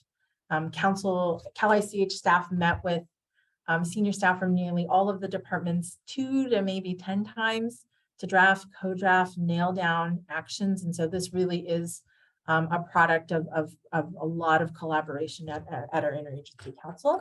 And with that, we'll move into a presentation about just the process leading up to this, and then we'll move to a discussion. So next slide, please. So we'll give a quick overview of the action plan and the update process. Of course, we'll identify more specifically those noteworthy changes. We'll move to a discussion, public comment, and then if the council should be moved towards action, we'll move to an action. Next slide, please. So just a little background, as many on the call and our council members may be aware, this original plan was adopted in March of 2021. The plan did cover 3 fiscal years. This is the 3rd year update to a 3-year plan. We believe that this plan was important to continue to update given the newly expanded range of state agencies and departments on the council. Next slide, please. A little bit about the update process here. I won't read through them, just to say that we were able to meet with all of the council departments as well as external stakeholders. We met with several lived expertise boards, advisory boards. This process has been underway since April. We also held 2 completely open public virtual input sessions that were held in April and May, and roughly 100 people attended both those sessions. Thank you again to council policy staff with Cody and Giselle, who really led the charge on that process. We also brought this before this council in May 2022, and we were able to work with agencies and departments to confirm a vast majority of the activities, and we feel we're in a good place. Next slide, please. And a couple things around the actual structure. We were able to sustain the plan structure of our 5 action areas. It really does describe a continuum of services ranging from strengthening the full system to serving the health and wellness needs of people experiencing unsheltered homelessness, interim shelter, permanent housing, and of course, preventing homelessness in the first place. We did clean up some of the language for conciseness. We were able to refine some of the objectives, again, just for conciseness. We did add many new activities. What is new here is primarily the activities submitted both by existing council departments and by our new departments. Next slide, please. And here is our action plan structure, the 5 action areas that I described. And next, I'll pass it to A consultant to the state of California that we've been working with, Matthew Doherty. A special thank you to Matthew, who has really led the way on our process here. And I think many of the state departments have worked very closely with Matthew and are often deeply appreciative of his ability to take a lot of information and boil it down to the things that we all want to see. So I'll go ahead and pass it to Matthew. Great, thank you, Julie. I'm glad to join the council again today and very much thank all of the folks on the council and their senior staff who participated in this updating process and responded to many drafts, many iterations, many emails. So as Julie highlighted, because this was an update, kind of a midterm refinement of the action plan, we didn't make major changes to the structure of the plan, though the council may decide that for the next iteration of the plan, the structure and the action areas may change. There are these 5 action areas that are intended to cover the full range of the activities that are needed to prevent and end homelessness and cover the full range of the ways that the state is providing leadership in these areas. There are 15 objectives aligned across these 5 action areas. And then below that, we have very specific detailed activities, some of which are collaborative across agencies and departments, and some of which are sole responsibility of specific agencies and departments. The slide deck that does provide detail about the 15 objectives and lists all of those. In the interest of time, I'm going to do a pretty high level summary of what's the focus within each of the action areas. So for action area 1 is around strengthening the systems that are in place to better prevent and end homelessness. So thinking about systemic changes, things that cut across programs and interventions and are really about overarching issues, overarching strategies. So here objectives focus on pursuing racial equity, focus on being informed and guided by people with lived expertise, as the last discussion just zeroed in on. Focuses on supporting and incentivizing cross-sector, interjurisdictional and regional planning. Focuses on advancing education and employment opportunities for people experiencing homelessness and people exiting homelessness. Objective in action area 1 also focuses on disaster preparedness and public health preparedness and responses to being more inclusive of the needs of people experiencing homelessness. And then finally, action area 1 also touches upon communications and educational activities, especially focused on advancing the understanding of best practices. Action area 2 is around addressing the needs of people while they are experiencing unsheltered homelessness, knowing full well that the intention is not for people to remain unsheltered, but we oftentimes neglect their needs and interests while they are unsheltered in our efforts to provide other solutions. So this one really calls upon us to think about the specific outreach and health and safety needs of people experiencing unsheltered homelessness and do more to address those needs. And then also calls on the state to mobilize activities to connect unsheltered people to state-funded programs and services more effectively. And for instance, the Mobile Homeless Connect that has been discussed is a great example of making sure unsheltered people have access to the benefits and services that they're eligible for. But again, clearly the goal is not for people to remain unsheltered, but we don't want to overlook the crisis needs that people have while they're unsheltered. Action area 3 focuses on providing safe and effective sheltering and interim housing opportunities. Again, recognizing that does not in and of itself necessarily end people's homelessness, but very important that we expand the opportunities people have to access shelter or interim housing opportunities and innovate within those programming. And also objective here focuses on addressing the health and services needs of people in these settings more effectively so that we're continuing to address people's needs while they're on the path to permanent housing. Action area 4, I think of as the engine of the actual ending of people's homelessness, and it has 3 objectives. One is focused on the implementation of housing first strategies and other best practices for rehousing people effectively and quickly and with as few barriers as possible. Another objective in action area 4 focuses on expanding the supply of affordable and supportive housing opportunities that people need, oftentimes integrated with the kinds of services people need for stability and success. And then the third objective in action area 4 focuses on various forms of rental assistance from very short-term to longer-term rental assistance that can be the interventions that end people's homelessness. And then finally, action area 5 focuses on preventing Californians from experiencing the crisis of homelessness. And here, one of the objectives really focuses on upstream activities, trying to make sure that we're better addressing the housing and services needs that people have while they're engaged with state-funded programs and services, and that we're attentive to the risks of homelessness people experience as they exit some programs and services, including justice settings, health settings, foster care settings. So really thinking upstream and making sure we're preventing people from experiencing as high levels of risk of homelessness and being attentive to their housing stability needs. And then the other objective in action area 5 focuses on targeted interventions, prevention and diversion strategies when a crisis is occurring, doing more to make sure that crisis does not result in homelessness. If you can skip forward several slides, the next slides are the more detailed language of the objectives. So again, these are obviously in the plan itself, and they're in the slide deck that was prepared for this meeting. Just want to highlight a little bit more about the changes that were made in this updated action plan.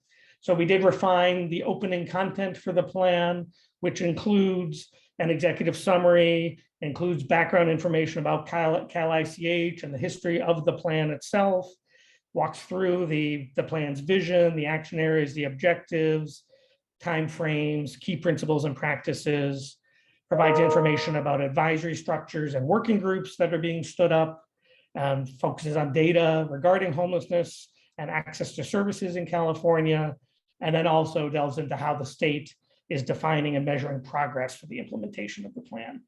So within that content, we kept the same basic framework for the content, but we tried to more clearly highlight the priority that is being placed on aligning health and housing and homelessness strategies. We did refine the language of most of the 15 objectives, sometimes just to honestly clarify the language and make sure they were communicating clear ideas and concepts. That in the last drafting process, and I can take ownership of some of this, that some of the objectives might have got a little wordy and clunky as we were trying to accommodate a lot of ideas. So we tried to be more streamlined and direct, and also to make sure if we need to make changes to reflect the full range of activities that were now being identified for implementation. We did refine the key principles and practices that inform all of the plan's activities, including adding a more direct focus on trauma-informed care, and again, more exploration of the significance of aligning health, housing, and homelessness strategies. In addition, we put in information that does walk through the plan formation of the council's advisory committee, which was discussed earlier, and also the planned creation of a lived experience advisory board. And then finally, we updated data on homelessness in California, especially using the HDIS system data. I've actually drawing a blank on what HDIS stands for, the Homeless Data Integration System data. I think I got that right, which documents how people experiencing homelessness are accessing services across the state. Next slide, please. So then we did also update activities, as Julie talked about. Especially we focused on making sure the plan fully captured activities that were being planned for implementation in fiscal year 22-23. When the plan was initially being drafted, it was very hard to forecast things that would be happening 16 or 18 months out. So there's much more precision about specific things that will be happening during this current fiscal year. The plan now includes more than 150 activities, all of which are aligned with the action areas and the objectives. That within the 150, 80 of them are new activities. That includes new activities from the new members of the council, the California Workforce Development Board, the Department of Aging, the Department of Public Health, the Department of State Hospitals, the Department of Rehabilitation. But it's not just new activities from the new members. There's also many new activities that are identified by the existing members of the council. And for each activity, we have sustained the accountability of having a performance measure in place for each and every activity plan for implementation. And for each of the activities, we sustained or added new or updated performance measures to make sure they were current and accurate for this fiscal year. Next slide, please. So I just want to highlight a couple areas where there was significant expansion of activities. First, there are more activities that really do focus on the public health, the physical and behavioral health care, and the alignment of homelessness and housing strategies and resources. So within the plan, you'll see there's continued implementation of CalAIM resources and reforms. There's the implementation of the Housing and Homelessness Incentive Program. There's many more public health strategies focused on the needs of people experiencing homelessness, such as efforts to create standards and care protocols for people who are unsheltered and people who are in sheltered settings. And then there's actually a dramatic expansion of the activities identified around preventing experiences of homelessness, especially Objective 14, which focuses on the upstream activities as people exit or receive services from state-funded settings and systems. So there's a significantly expanded upstream strategies around people leaving criminal justice settings, people leaving state hospital settings, youth transitioning from foster care, and many activities that are about the attentiveness to people's housing stability needs while they are engaged in a variety of mainstream and upstream programs. So those are some of the areas in which there was significant expansion, but there are new activities embedded throughout all of the action areas within the plan. And I'm going to turn it back to Julie.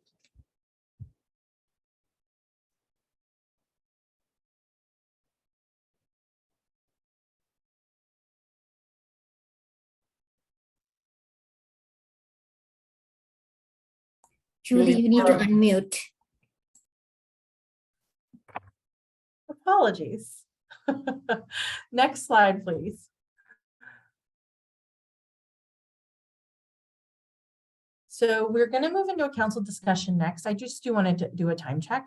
We're running quite behind, and as we noted earlier at the opening of the meeting, this is a particularly short meeting. So apologies for the hurried, nature of sort of the way our meeting will conclude. With that being said, we do want to have a council discussion because we are bringing forth this plan to the council, and because it is an action item, we will be taking public comment. And so with that, I'll open up for council first. For any council members that would like to weigh in both about the plan, and we did post a couple reflection questions about the plan in case folks want to respond.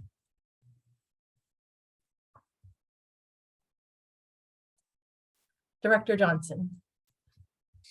Well, thank you not only for the work of the original plan, but a lot of work here, including the process that you used to update this plan, and appreciate, I know that our team integrated some additional social service programs for specific populations that we have the privilege to work on throughout as well. My only requests maybe, and I also want to just appreciate and lift up the focus, I think, in the slide before last around really looking at the intersections of our work in the integration of health in particular. And again, can't say enough because you all bragged about it, the Mobile Homeless Connect pilot, and kind of what you saw as success in that experience most recently. So just a plug, if you will, I don't know if it's in the executive summary, I'll defer to the staff and team where they might think it would fit best, but making sure we're also lifting up the integration of social services, human services as part of the ways in which we know success and kind of long stability and supports for individuals and families will be achieved. So that'd be my only request for an addition, but again, want to appreciate the team for the work on this and the process they used to get us here. Thank you, Councilmember Johnson. Councilmember Moss. I'll make my comments brief. Thank you. I know how much work this was to get this over the finish line. Matthew, as usual, fantastic. I really agree with what Councilmember Johnson was just talking about, but I also wanted to say there are 150 activities. I think it's really important for us to think about prioritization and how, in fact, we have some economies of scale with the new composition of this council, really thinking about, this plan to me feels like the first step. I would love for the next iteration of the plan to be much more long-term and how we can collectively put our resources together for us to do the exercise of each council member department really thinking about what is their ability to respond to each of those action items within their purview. I hear the excitement from my colleagues on this call, and I would love to kind of dig deeper into really understanding how do we get flexible resources, the political will, making sure our counties and cities are accountable, what our state government is asking. So all of that I think can come next, but I think really prioritizing we can support the departments and agencies and frankly, the folks on the ground and local governments to be able to execute on these, I think will be our work together. Thank you. Thank you, Councilmember Moss. Chairperson Castro Ramirez. Thank you, Julie. And yes, kudos to Cal ICH, to the entire team that pulled this together in a very short period of time. Thank you, Matthew, so much for your guidance and support. Only other, just building on the comment and the suggestion from Council Member Moss, I would say that we now have the local homelessness action plans coming from jurisdictions and communities. And so as we begin to look at future iterations of this plan, I think it'll be very important for us to integrate the goals and the plans and their priorities, right? To find the nexus between the state plan and the local homelessness action plans. And I know that it's easier said than done, but I do think that having that level of alignment and having that level of integration will ensure that we're all moving and rowing sort of in the same direction, right? So thank you so much for getting us to this place. And I know that we're short on time, and I definitely want to ensure that we have time to hear from members of the public.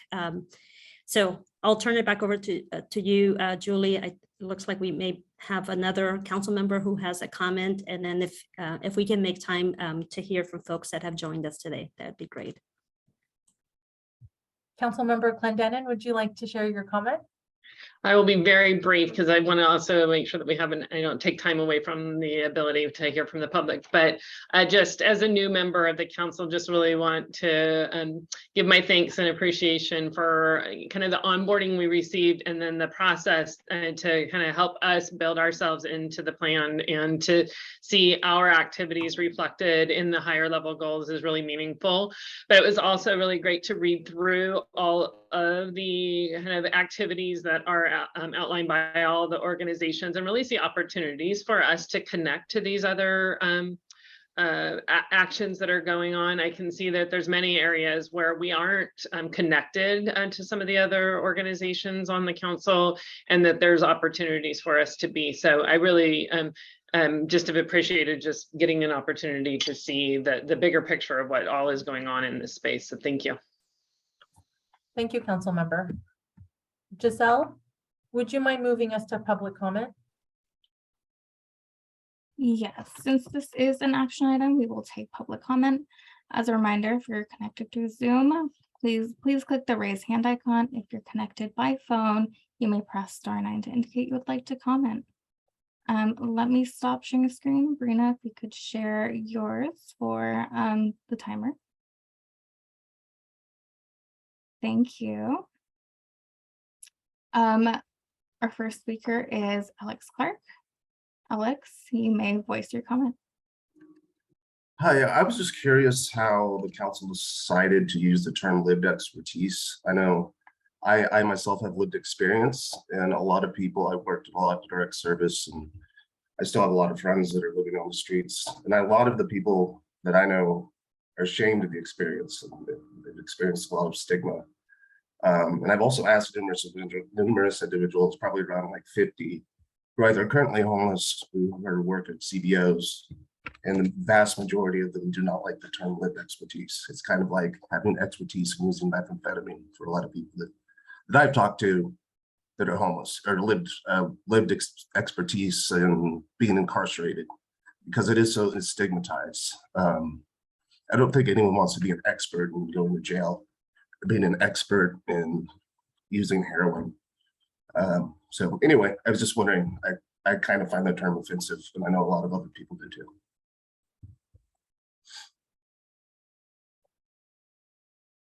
Next, we have Peggy Lee Kennedy. Peggy, you may voice your comment.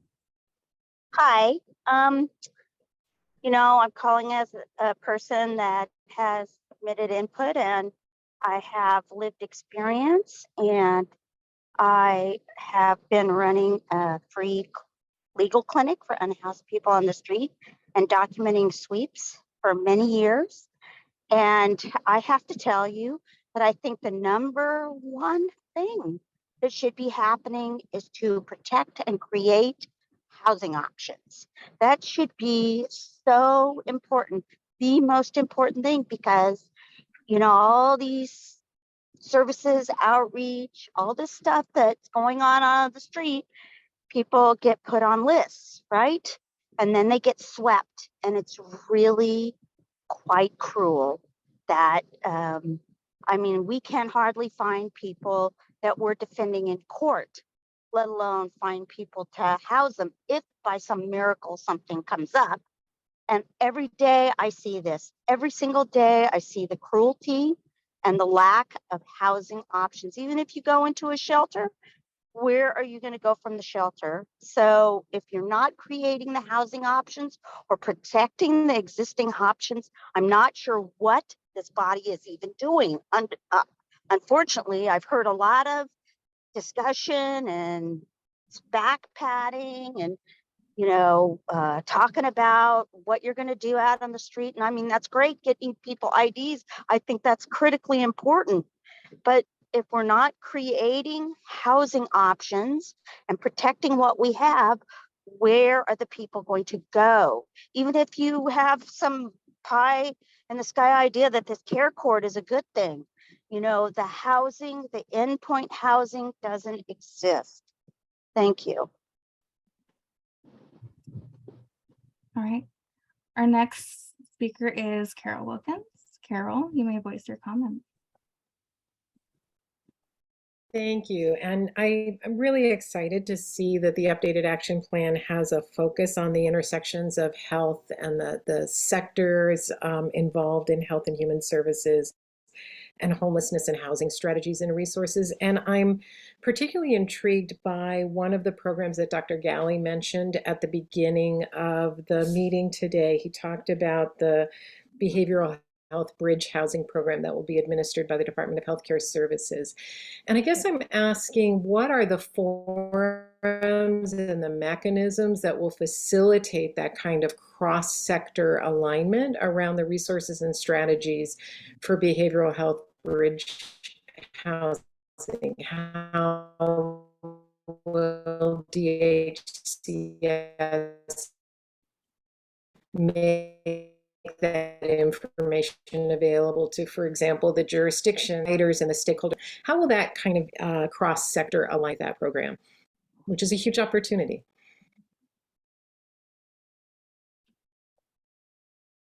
All right. And the last public comment we have is from William Norwood. William, you may voice your comment.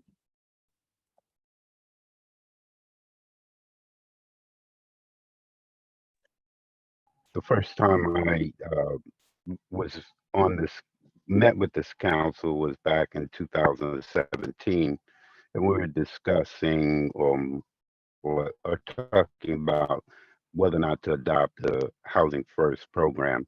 But that's how far I go back. I'm also have lived experience. I've been homeless since 2011, but with that, I've worked within the system to try and figure out what this is all about, but moving fast forward, I also am on the Community Correction Partnership Advisory Board in Sacramento, where we work with reentry clients. And given ABA 109, we're, really dealing with a huge population there that is coming into the communities that are homeless and have, no place to go. So the big thing is, like the person before me, is a housing issue, inventory. And, the reality is that, it's just collateral damage of big development. And that, I think that's where a focus needs to go. And I think someone else mentioned that. The other thing is I'd like to offer is that we also have a co-op of room and boards, and in Sacramento County alone, we represent over 3,000 beds, and the room and boards are not recognized by the COCs or the state. And I think that's been the refuge for a lot of people. If you could wrap up your comment. Okay, it's been a refuge for a lot of people, and I think that's where the survey should begin, in with room and boards, and there should be surveys taken of these agencies that are receiving the funding, because recidivism is growing. People aren't getting rehab; they're finding new drugs to get addicted to. So, an independent survey of Could you please? these agencies would help. Thank you. Our last public comment, we have one more, from Jonathan Russell. Jonathan, you may voice your comment. Hello, thank you so much. My name is Jonathan Russell from the Chief Strategy and Impact Officer for Bay Area Community Services, one of the agencies that is so honored to have received funding in this first round of CCE. And I just wanted to lift up here a couple comments. One, as wonderful friend Tamika Moss raised, we've got to prioritize. And I think that the prioritization of the housing stock creation is what allows for the flow among all of these priorities. Our interim housing can become a warehousing, frankly, in certain situations where there's not opportunity for that flow creation. The second thing I'd say is, and I lift this up on every call, is we've got to leverage all of the creative housing stock we have and make sure that all of our programs, including HomeKey, continue to create opportunities for creative housing opportunities. Scattered site housing is a huge potential that I think we all need to focus on. And then the last thing, I just want to co-sign what Carol said, just very, very excited to hear the integrated approach, to talk more about health and behavioral health, and really want to lift up this conversation around bridge housing. I know is very interesting to all of us. And at BACS, we are both an equal parts behavioral health provider and homeless services provider. So we experience the bifurcation as an agency unto ourselves of those systems of care. And so just really want to lift up the opportunity to say, we need the behavioral health services and we need Medi-Cal billing internal to existing interim housing. We need to be able to bring it to those existing systems of care. And so really want to lift that up as an opportunity so that we don't create another bridge housing that's behavioral health that's separate from that system. So at least in addition to that, if there's ways to think creatively to really bring that to bear on the existing resource, ways to braid that in would be transformative. So thanks again for all y'all are doing. There are no more public comments. I will turn it to Dr. Galley if you would like to facilitate any council action. So thanks, Giselle. I think we should move, since this is a voting item, move to a motion, a second, and then a vote. And Julie or Giselle, if you could facilitate that. Yeah. Just let me make sure I'm sharing the right screen. There we go. All right. The council decision here is to do council members vote to adopt the updated action plan? Would anybody like to motion for this action? Veronica, I like to move that we adopt the updated action plan in the hopes that we can make it actionable. Thank you. Thank you. Would anybody like to second? Susan Any DeMorris, questions? I'll second the motion. Thank you, Veronica and Lou and Susan. All right, I will take roll so we can approve the action plan. First, Lourdes Casas Ramirez. Aye. Mark Galley. Aye. Kathleen Allison. Aye. Tomas Aragon, Yes. Stephanie Clendenin, Aye. JC Cooper, Aye. Susan Damaris, Aye. Mark Deladucci,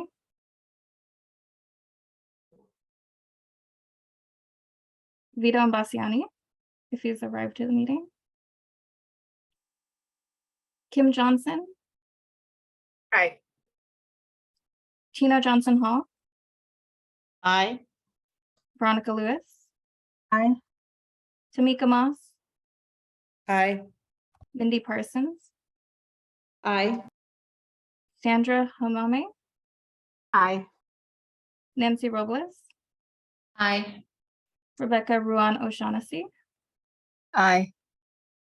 Tony Tavares, Aye. Gustavo Velasquez, Aye. and Anna Acton. Aye. All right, the motion passes. This updated action plan has been approved. Thanks so much, Giselle, and thank you to this council. I'll hop in with next steps to keep us moving. We will be finalizing the document for publication and just want to flag that we will be providing updated summaries of the action plan. We know that it's a dense document and that a more accessible documents might be helpful. And so we'll go ahead and post that in the coming weeks. And please keep an eye out for our progress report that we'll be providing around the year 2 activities as well. I know that we are we're currently over time and we're going to continue through our agenda and thank you all for hanging on. Secretary, would you like to introduce the next item? Yes, thank you so much, Julie, and so excited that we have adopted the updated action plan. And as Councilmember Lewis said, let's make sure that we implement and make it actionable. Next item, item number 7, federal updates. So pleased to have Helene Schneider with us from the USICH, which is the U.S. Interagency Council on Homelessness, to provide updates. They have been incredible partners to us here at CalICH, and I'm sure there's much to share today. So I will turn it over to Helene. Great. Thank you, Secretary. Hello, everyone, and congratulations on voting to update your plan at USICH. We are in the final stages of our own new federal strategic plan. Hopefully should be out in the next month or so. Certainly by your next council meeting, I will be able to give a lot more detailed information about the plan. At least I certainly, that is the plan about the plan. I am Helene Schneider. I'm the Senior Regional Advisor for U.S. Interagency Council on Homelessness. For those who don't know me, I'm based in Santa Barbara. And so I'm in California. Really appreciate connecting with statewide leaders on a regular basis. I know we're short of time, so I will keep my remarks brief. And there's a lot of information on our usich.gov website, but I did want to comment on a few things that have come up recently, just so to keep things timely as well. If you look onto the next slide, and one of those is really focusing on unsheltered homelessness. And this is news we all know, that especially on the West Coast and in California, that there has been a rise of unsheltered homelessness. In fact, the 2020 point in time count showed for the first time that among individuals, we had more people experiencing homelessness unsheltered than sheltered. And so this is certainly a concern for us. And I know many communities are grappling with that rise in unsheltered homelessness. And it leads to different dynamic of community conversations as well. And the challenges I know that local governments have, that community resources have in trying to address issues related to encampments, and also making sure that those who live in encampments are able to access services and housing in as safely and as quickly as possible is challenging when especially there's not enough housing available at the time someone's ready to achieve it. Even with the unprecedented amount of funding through the federal government and through your state budget on housing vouchers, on home key, it is a constant struggle that we know, but it is something we're tracking very carefully, and we'll certainly look to this in great detail when the point in time 2022 numbers come out. But you can see here this kind of trend over time. The graph there is all types of homelessness there, and just to acknowledge the increase from individuals who are now more unsheltered than sheltered, at least in the 2020 point in time count. So with that, and on the next slide, USICH in partnership with our federal partners put together a series of guidance, and there's a lot more information on our website, and some blogs, and looking at places like Boston and Houston and other areas. Unsheltered homelessness addresses areas throughout the country, and trying to learn and needing to learn best practices from each other is something that we want to do as much as we can at USICH. And we put together these principles for addressing encampments, hopefully to help local communities and local governments as they review what it takes to effectively look at the long-term strategy that has successful results when looking at addressing encampments, and trying to defer from what may seem like a good quick fix, but might end up having disparate impacts as it relates to the criminalization of homelessness or other forms of barriers that might rise up in terms of other types of local actions that could be taken. So looking at these principles, I think when you read them individually, they seem extremely full of common sense, right? Of course, you want to establish a cross-agency, multi-sector response. And of course, we need to engage the people who are living in the encampments to develop solutions that work for them and figure out what works for them. As we go through each of these principles, though, and on our website, it goes into a little more detail of specific types of actions one can take. Just looking at that and having everyone come to the table with that mindset and looking at the long-term sustainability of that plan is something that we hope we can help as a partner. I know that is a huge part of the action plan that you just adopted here, and really appreciate that Matthew Daugherty is still working with you at Cal ICH on those works.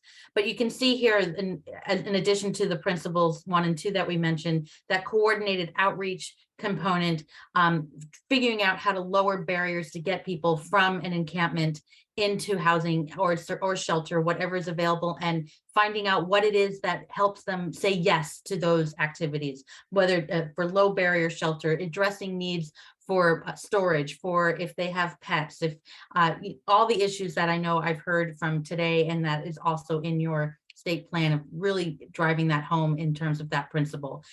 Ensuring that access to shelter or housing options, figuring out what is available in your community and how to address this, looking at a full encampment at a time. What are the policies in place that can be an incentive, and where are the barriers, and how do we break down those barriers?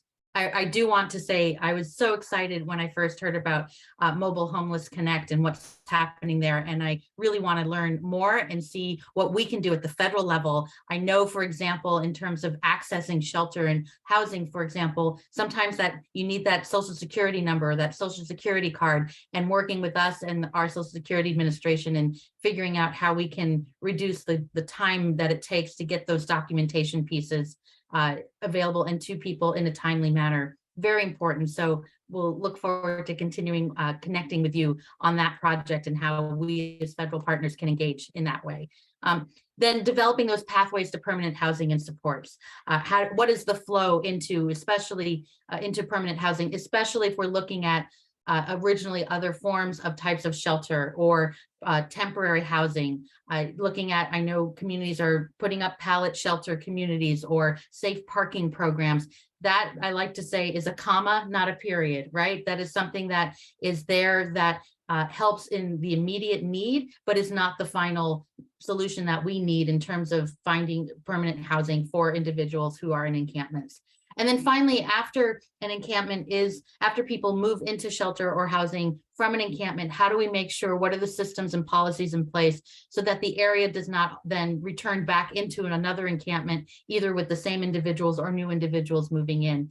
And how do we do that in a way that doesn't criminalize the people experiencing homelessness? How do we do that in a way that incorporates community will and engagement and the political will behind it as well? So that's just a very brief snapshot of those 7 principles. Again, a lot more information on our website, and when our new federal strategic plan comes out, a full big part of the action component will include addressing unsheltered homelessness. I just want to take a minute or two of saying things that I know people on this call already know. On the next slide, two major NOFOs, notice of funding opportunities from HUD that are coming up pretty soon. One, the special NOFO to address unsheltered and rural homelessness. And it looks like a lot, except when you look at California putting in, I don't know, $700 million just for the state of California for addressing unsheltered homelessness and encampment resolution grants. This is a way we were able to reallocate some federal funds to focus on some really important communities on unsheltered homelessness and also rural homelessness. That, as you know, is coming up October 20th. It could be, and it's very competitive. Each state will have a maximum of 10 grants per state. I know there are 44 COCs in California. That just gives you the idea of the level of competitiveness that this funding will have. And we're looking at the entire country, of course. I hope, and I know that you're looking at your process now about how to implement the funding that was just adopted by the state legislature on encampment resolution. So how we can connect on that as well. I'm open and would love to talk with you some more. I know I talk with many of you regularly. And then finally, just the general annual COC NOFO that is deadline coming up at the end of this month, September 30th. So really just also want to acknowledge all the leaders throughout COCs throughout the state who are actively doing their part in putting their plans together, doing their outreach as they need to, making sure that their applications is as strong as possible. In this one in particular, it's important also to acknowledge that the COC funding is now, it has been expanded to tribal agencies and collaborative applicants. Lots of information on the HUD website on details of tips and answers, and you can ask questions of the SNAPS office at HUD in the process of putting that application together. But those are two very active things that anyone in this field knows. They're very busy right now, I know for sure.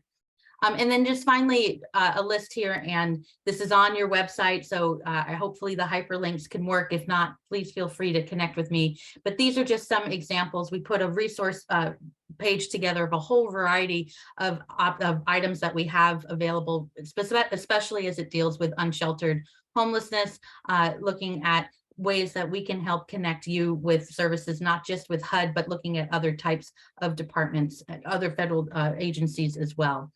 And then just finally, how you can get a hold of me. Happy to connect with people on a one-on-one basis. Happy to, when the plan comes out, really want to promote how the federal strategic plan can connect with your local plan and figure out, how to customize it so we can work hand in hand together. And I know, hopefully, we will do that at the council level as well. With that, I'm open to any questions. And again, thank you so much for giving me the opportunity to present during your packed council meeting today. Thank you so much, Helene. I think in the interest of time, we're going to move to the staff update, but I do want to mention, thank you so much for offering to be available to partner with us on Social Security services. This was a request made by a number of clients through the Mobile Homeless Connect event last week. So we will definitely be following up with you. At this time, I'm going to go ahead and turn it over to Julie and Victor. Thank you. Thank you, Chairperson Castro Ramirez, and thank you again, Helene. In the interest of time, I'll introduce item number 8, California Interagency Council on Homelessness staff updates. I'll start off by passing it to Cal ICH Grants Director Victor Duran to talk through some updates, in particular around our HAP program. As council members will recall, at our last council meeting, you all empowered us to be able to move forward through the applications we received, and Victor will be providing an update about that. Victor, would you take over? Thank you so much, Julie, and thank you to the members of the council as always for this opportunity to provide you an update on our work in establishing round 3 of the Homeless and Housing Prevention Program, otherwise known as HAP3. As you will all recall, HAP3 now requires a really robust application process, which includes a local homelessness action plan and performance goals, with the intent to foster greater accountability, greater collaboration across jurisdictions, regional coordination, and of course to lead to improved health and housing outcomes for people experiencing homelessness.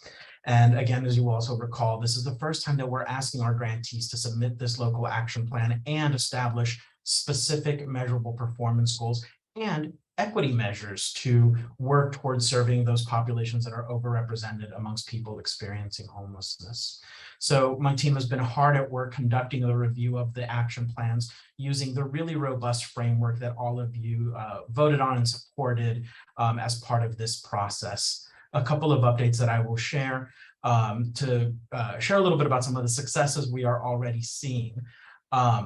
There are 114 eligible jurisdictions for HAP between COCs, counties, and cities, and through a variety of measures, including individualized technical assistance that we provided to every single eligible applicant. We have been strongly encouraging cross-jurisdictional collaboration in many ways, including through joint applications for HAP.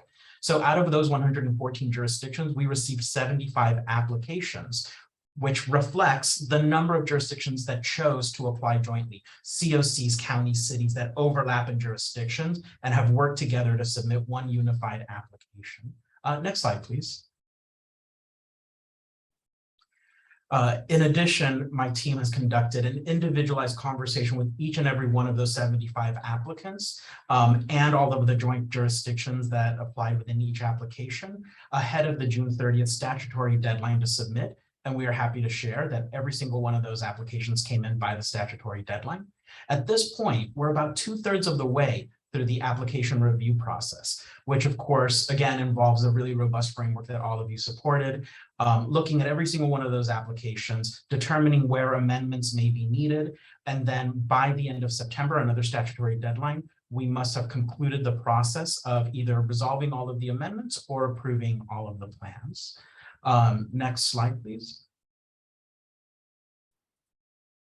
So a couple of points that I'll share at this point, and again, we're 2/3 of the way through, so there's still a lot more to come.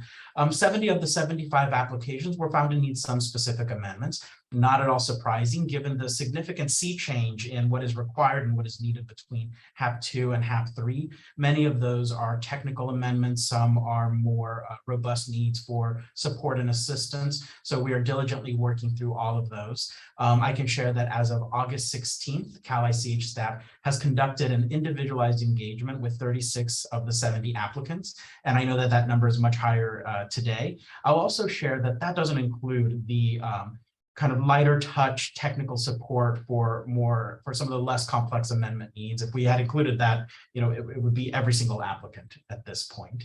I'll also share that the type and complexity of support varied widely across jurisdictions, just as each jurisdiction is really diverse with their own unique local needs, performance goals, data, etc. So we will continue conducting our review and analysis through the statutory deadline of September 28th. And at our next council meeting, we will be reporting out much more in-depth information. After that September 28th deadline, the team will be conducting very close analysis of the work that we've done, in part informed by some of the feedback that we received from all of you at the May 31st council meeting, to share with all of you major takeaways, trends, and top-line information from our review of the local action plans and performance goals. Next slide, please. I also want to share some updates on some really exciting progress we've made on some of the other grants that Cal ICH administers.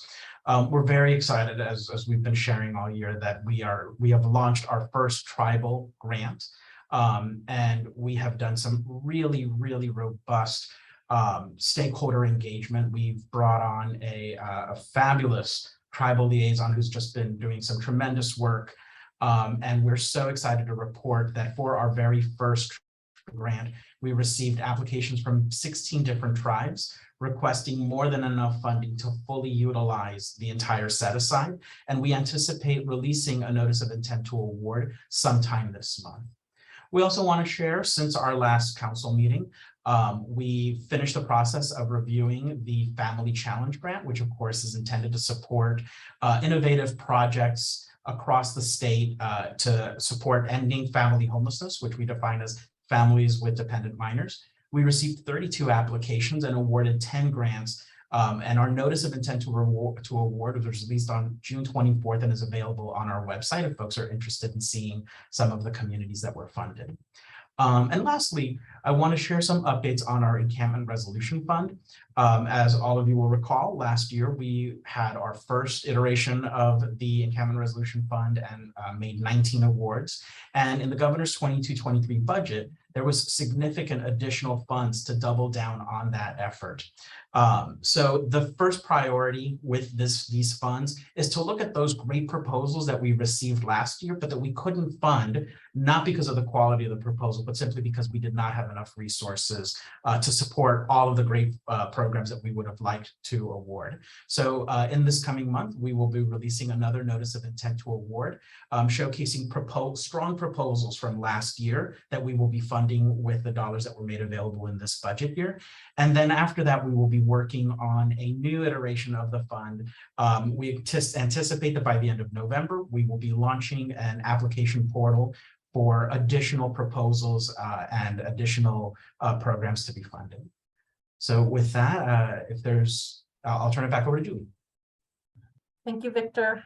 And couple other updates from Cal ICH. These are all posted on the website as well. Did want to provide an update that the Interagency Council has worked towards implementing and sustaining the state funding working group. We've established some goals and some actions that are listed here. We also are in the pre-implementation phases of the Racial Equity Working Group, working with a smaller set of local experts to plan and recruit and to implement that Racial Equity Working Group. Next slide, please. Next, I do want to put a flag up that we will be providing in advance the Housing First report.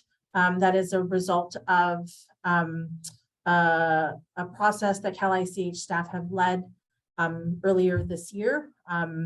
And what council members and the members of the public should expect is a summarized report of where state-funded housing and homelessness programs are in relation to implementing the regulations around the state's Housing First rules and regulations. I also want to provide an update on the statewide homelessness landscape assessment. There is a summary that Cal ICH submitted to the legislature of where we are with that. We hope to bring you more information at a future date to provide much more robust summaries of what we've done there.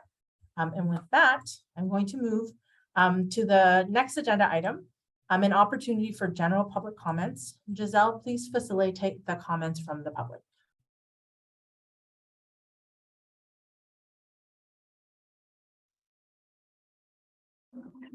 Thank you. So we'll now accept general public comments. I'd like to remind everyone that we're unable to discuss items that are not on the agenda. If you're connected through Zoom, please click the raised hand icon. And if you're connected through phone, please press *9. Brina, thank you for putting the timer on there. Thank you for those who have stayed after.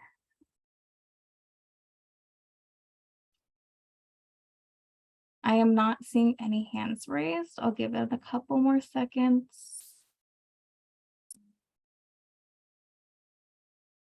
We have one comment from Andy Lomali. Andy, please voice your comment. Hi, close enough. Thank you. I just had a question in regards to the working groups.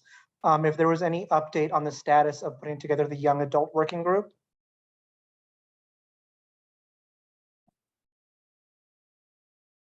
All right, thank you for your comment.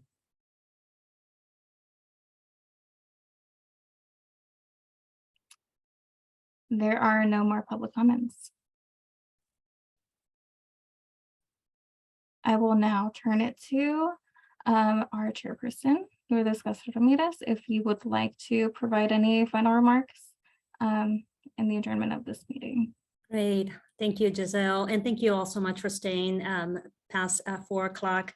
That we had a very good meeting, robust conversation on the importance of ensuring that not only through the council, but through the work that we do within our departments or agencies and across state government, that we are committed and also living our commitment through our policies and programs to meaningfully engage individuals with lived experience, particularly as we, shape housing programs, human services programs, and just, the overall sort of discussion that we had regarding the intersection of human services, health, and housing. I also want to thank the Cal ICH team for continuing to stay on top of managing so many different programs and funding. As you heard from Victor and Julie, they are working diligently to ensure that dollars that have been made available in this year's budget are getting to communities in need as quickly as possible. And then finally, to the members of the public that joined us today, thank you for continuing to be part of this effort. Your comments are very important to us. And while sometimes we are not able, or most of the time we're not able to engage in conversation, please know that we are listening and that we will be following up through our staff. With that, I'd like to turn it over to my colleague, co-chair, Secretary Galley for his final remarks. Thank you. Thanks, Lourdes, and thanks, Julie, and so many others Giselle, for getting us through a packed agenda. Appreciate the council staying over a bit and all the members of the public who stayed with us as well.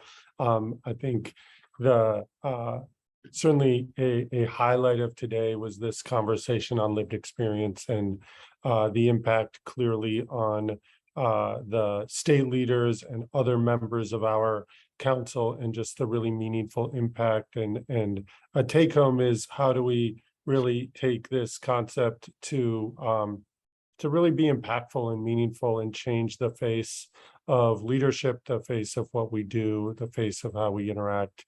And I think a lot for us to take back and integrate in the work of the council and the work of all of our departments, and then appreciate the work of Matthew in getting us across the line on the state action plan. So terrific job. And with that, I think we are set to adjourn.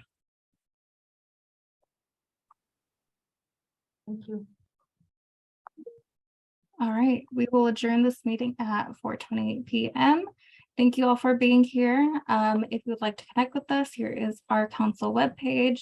Any questions, you are welcome to email us at calih@bcsh.ca.gov, and please connect with us over social media. All right, thank you all for being here, and this meeting has concluded. Thank you, everyone. Thank you.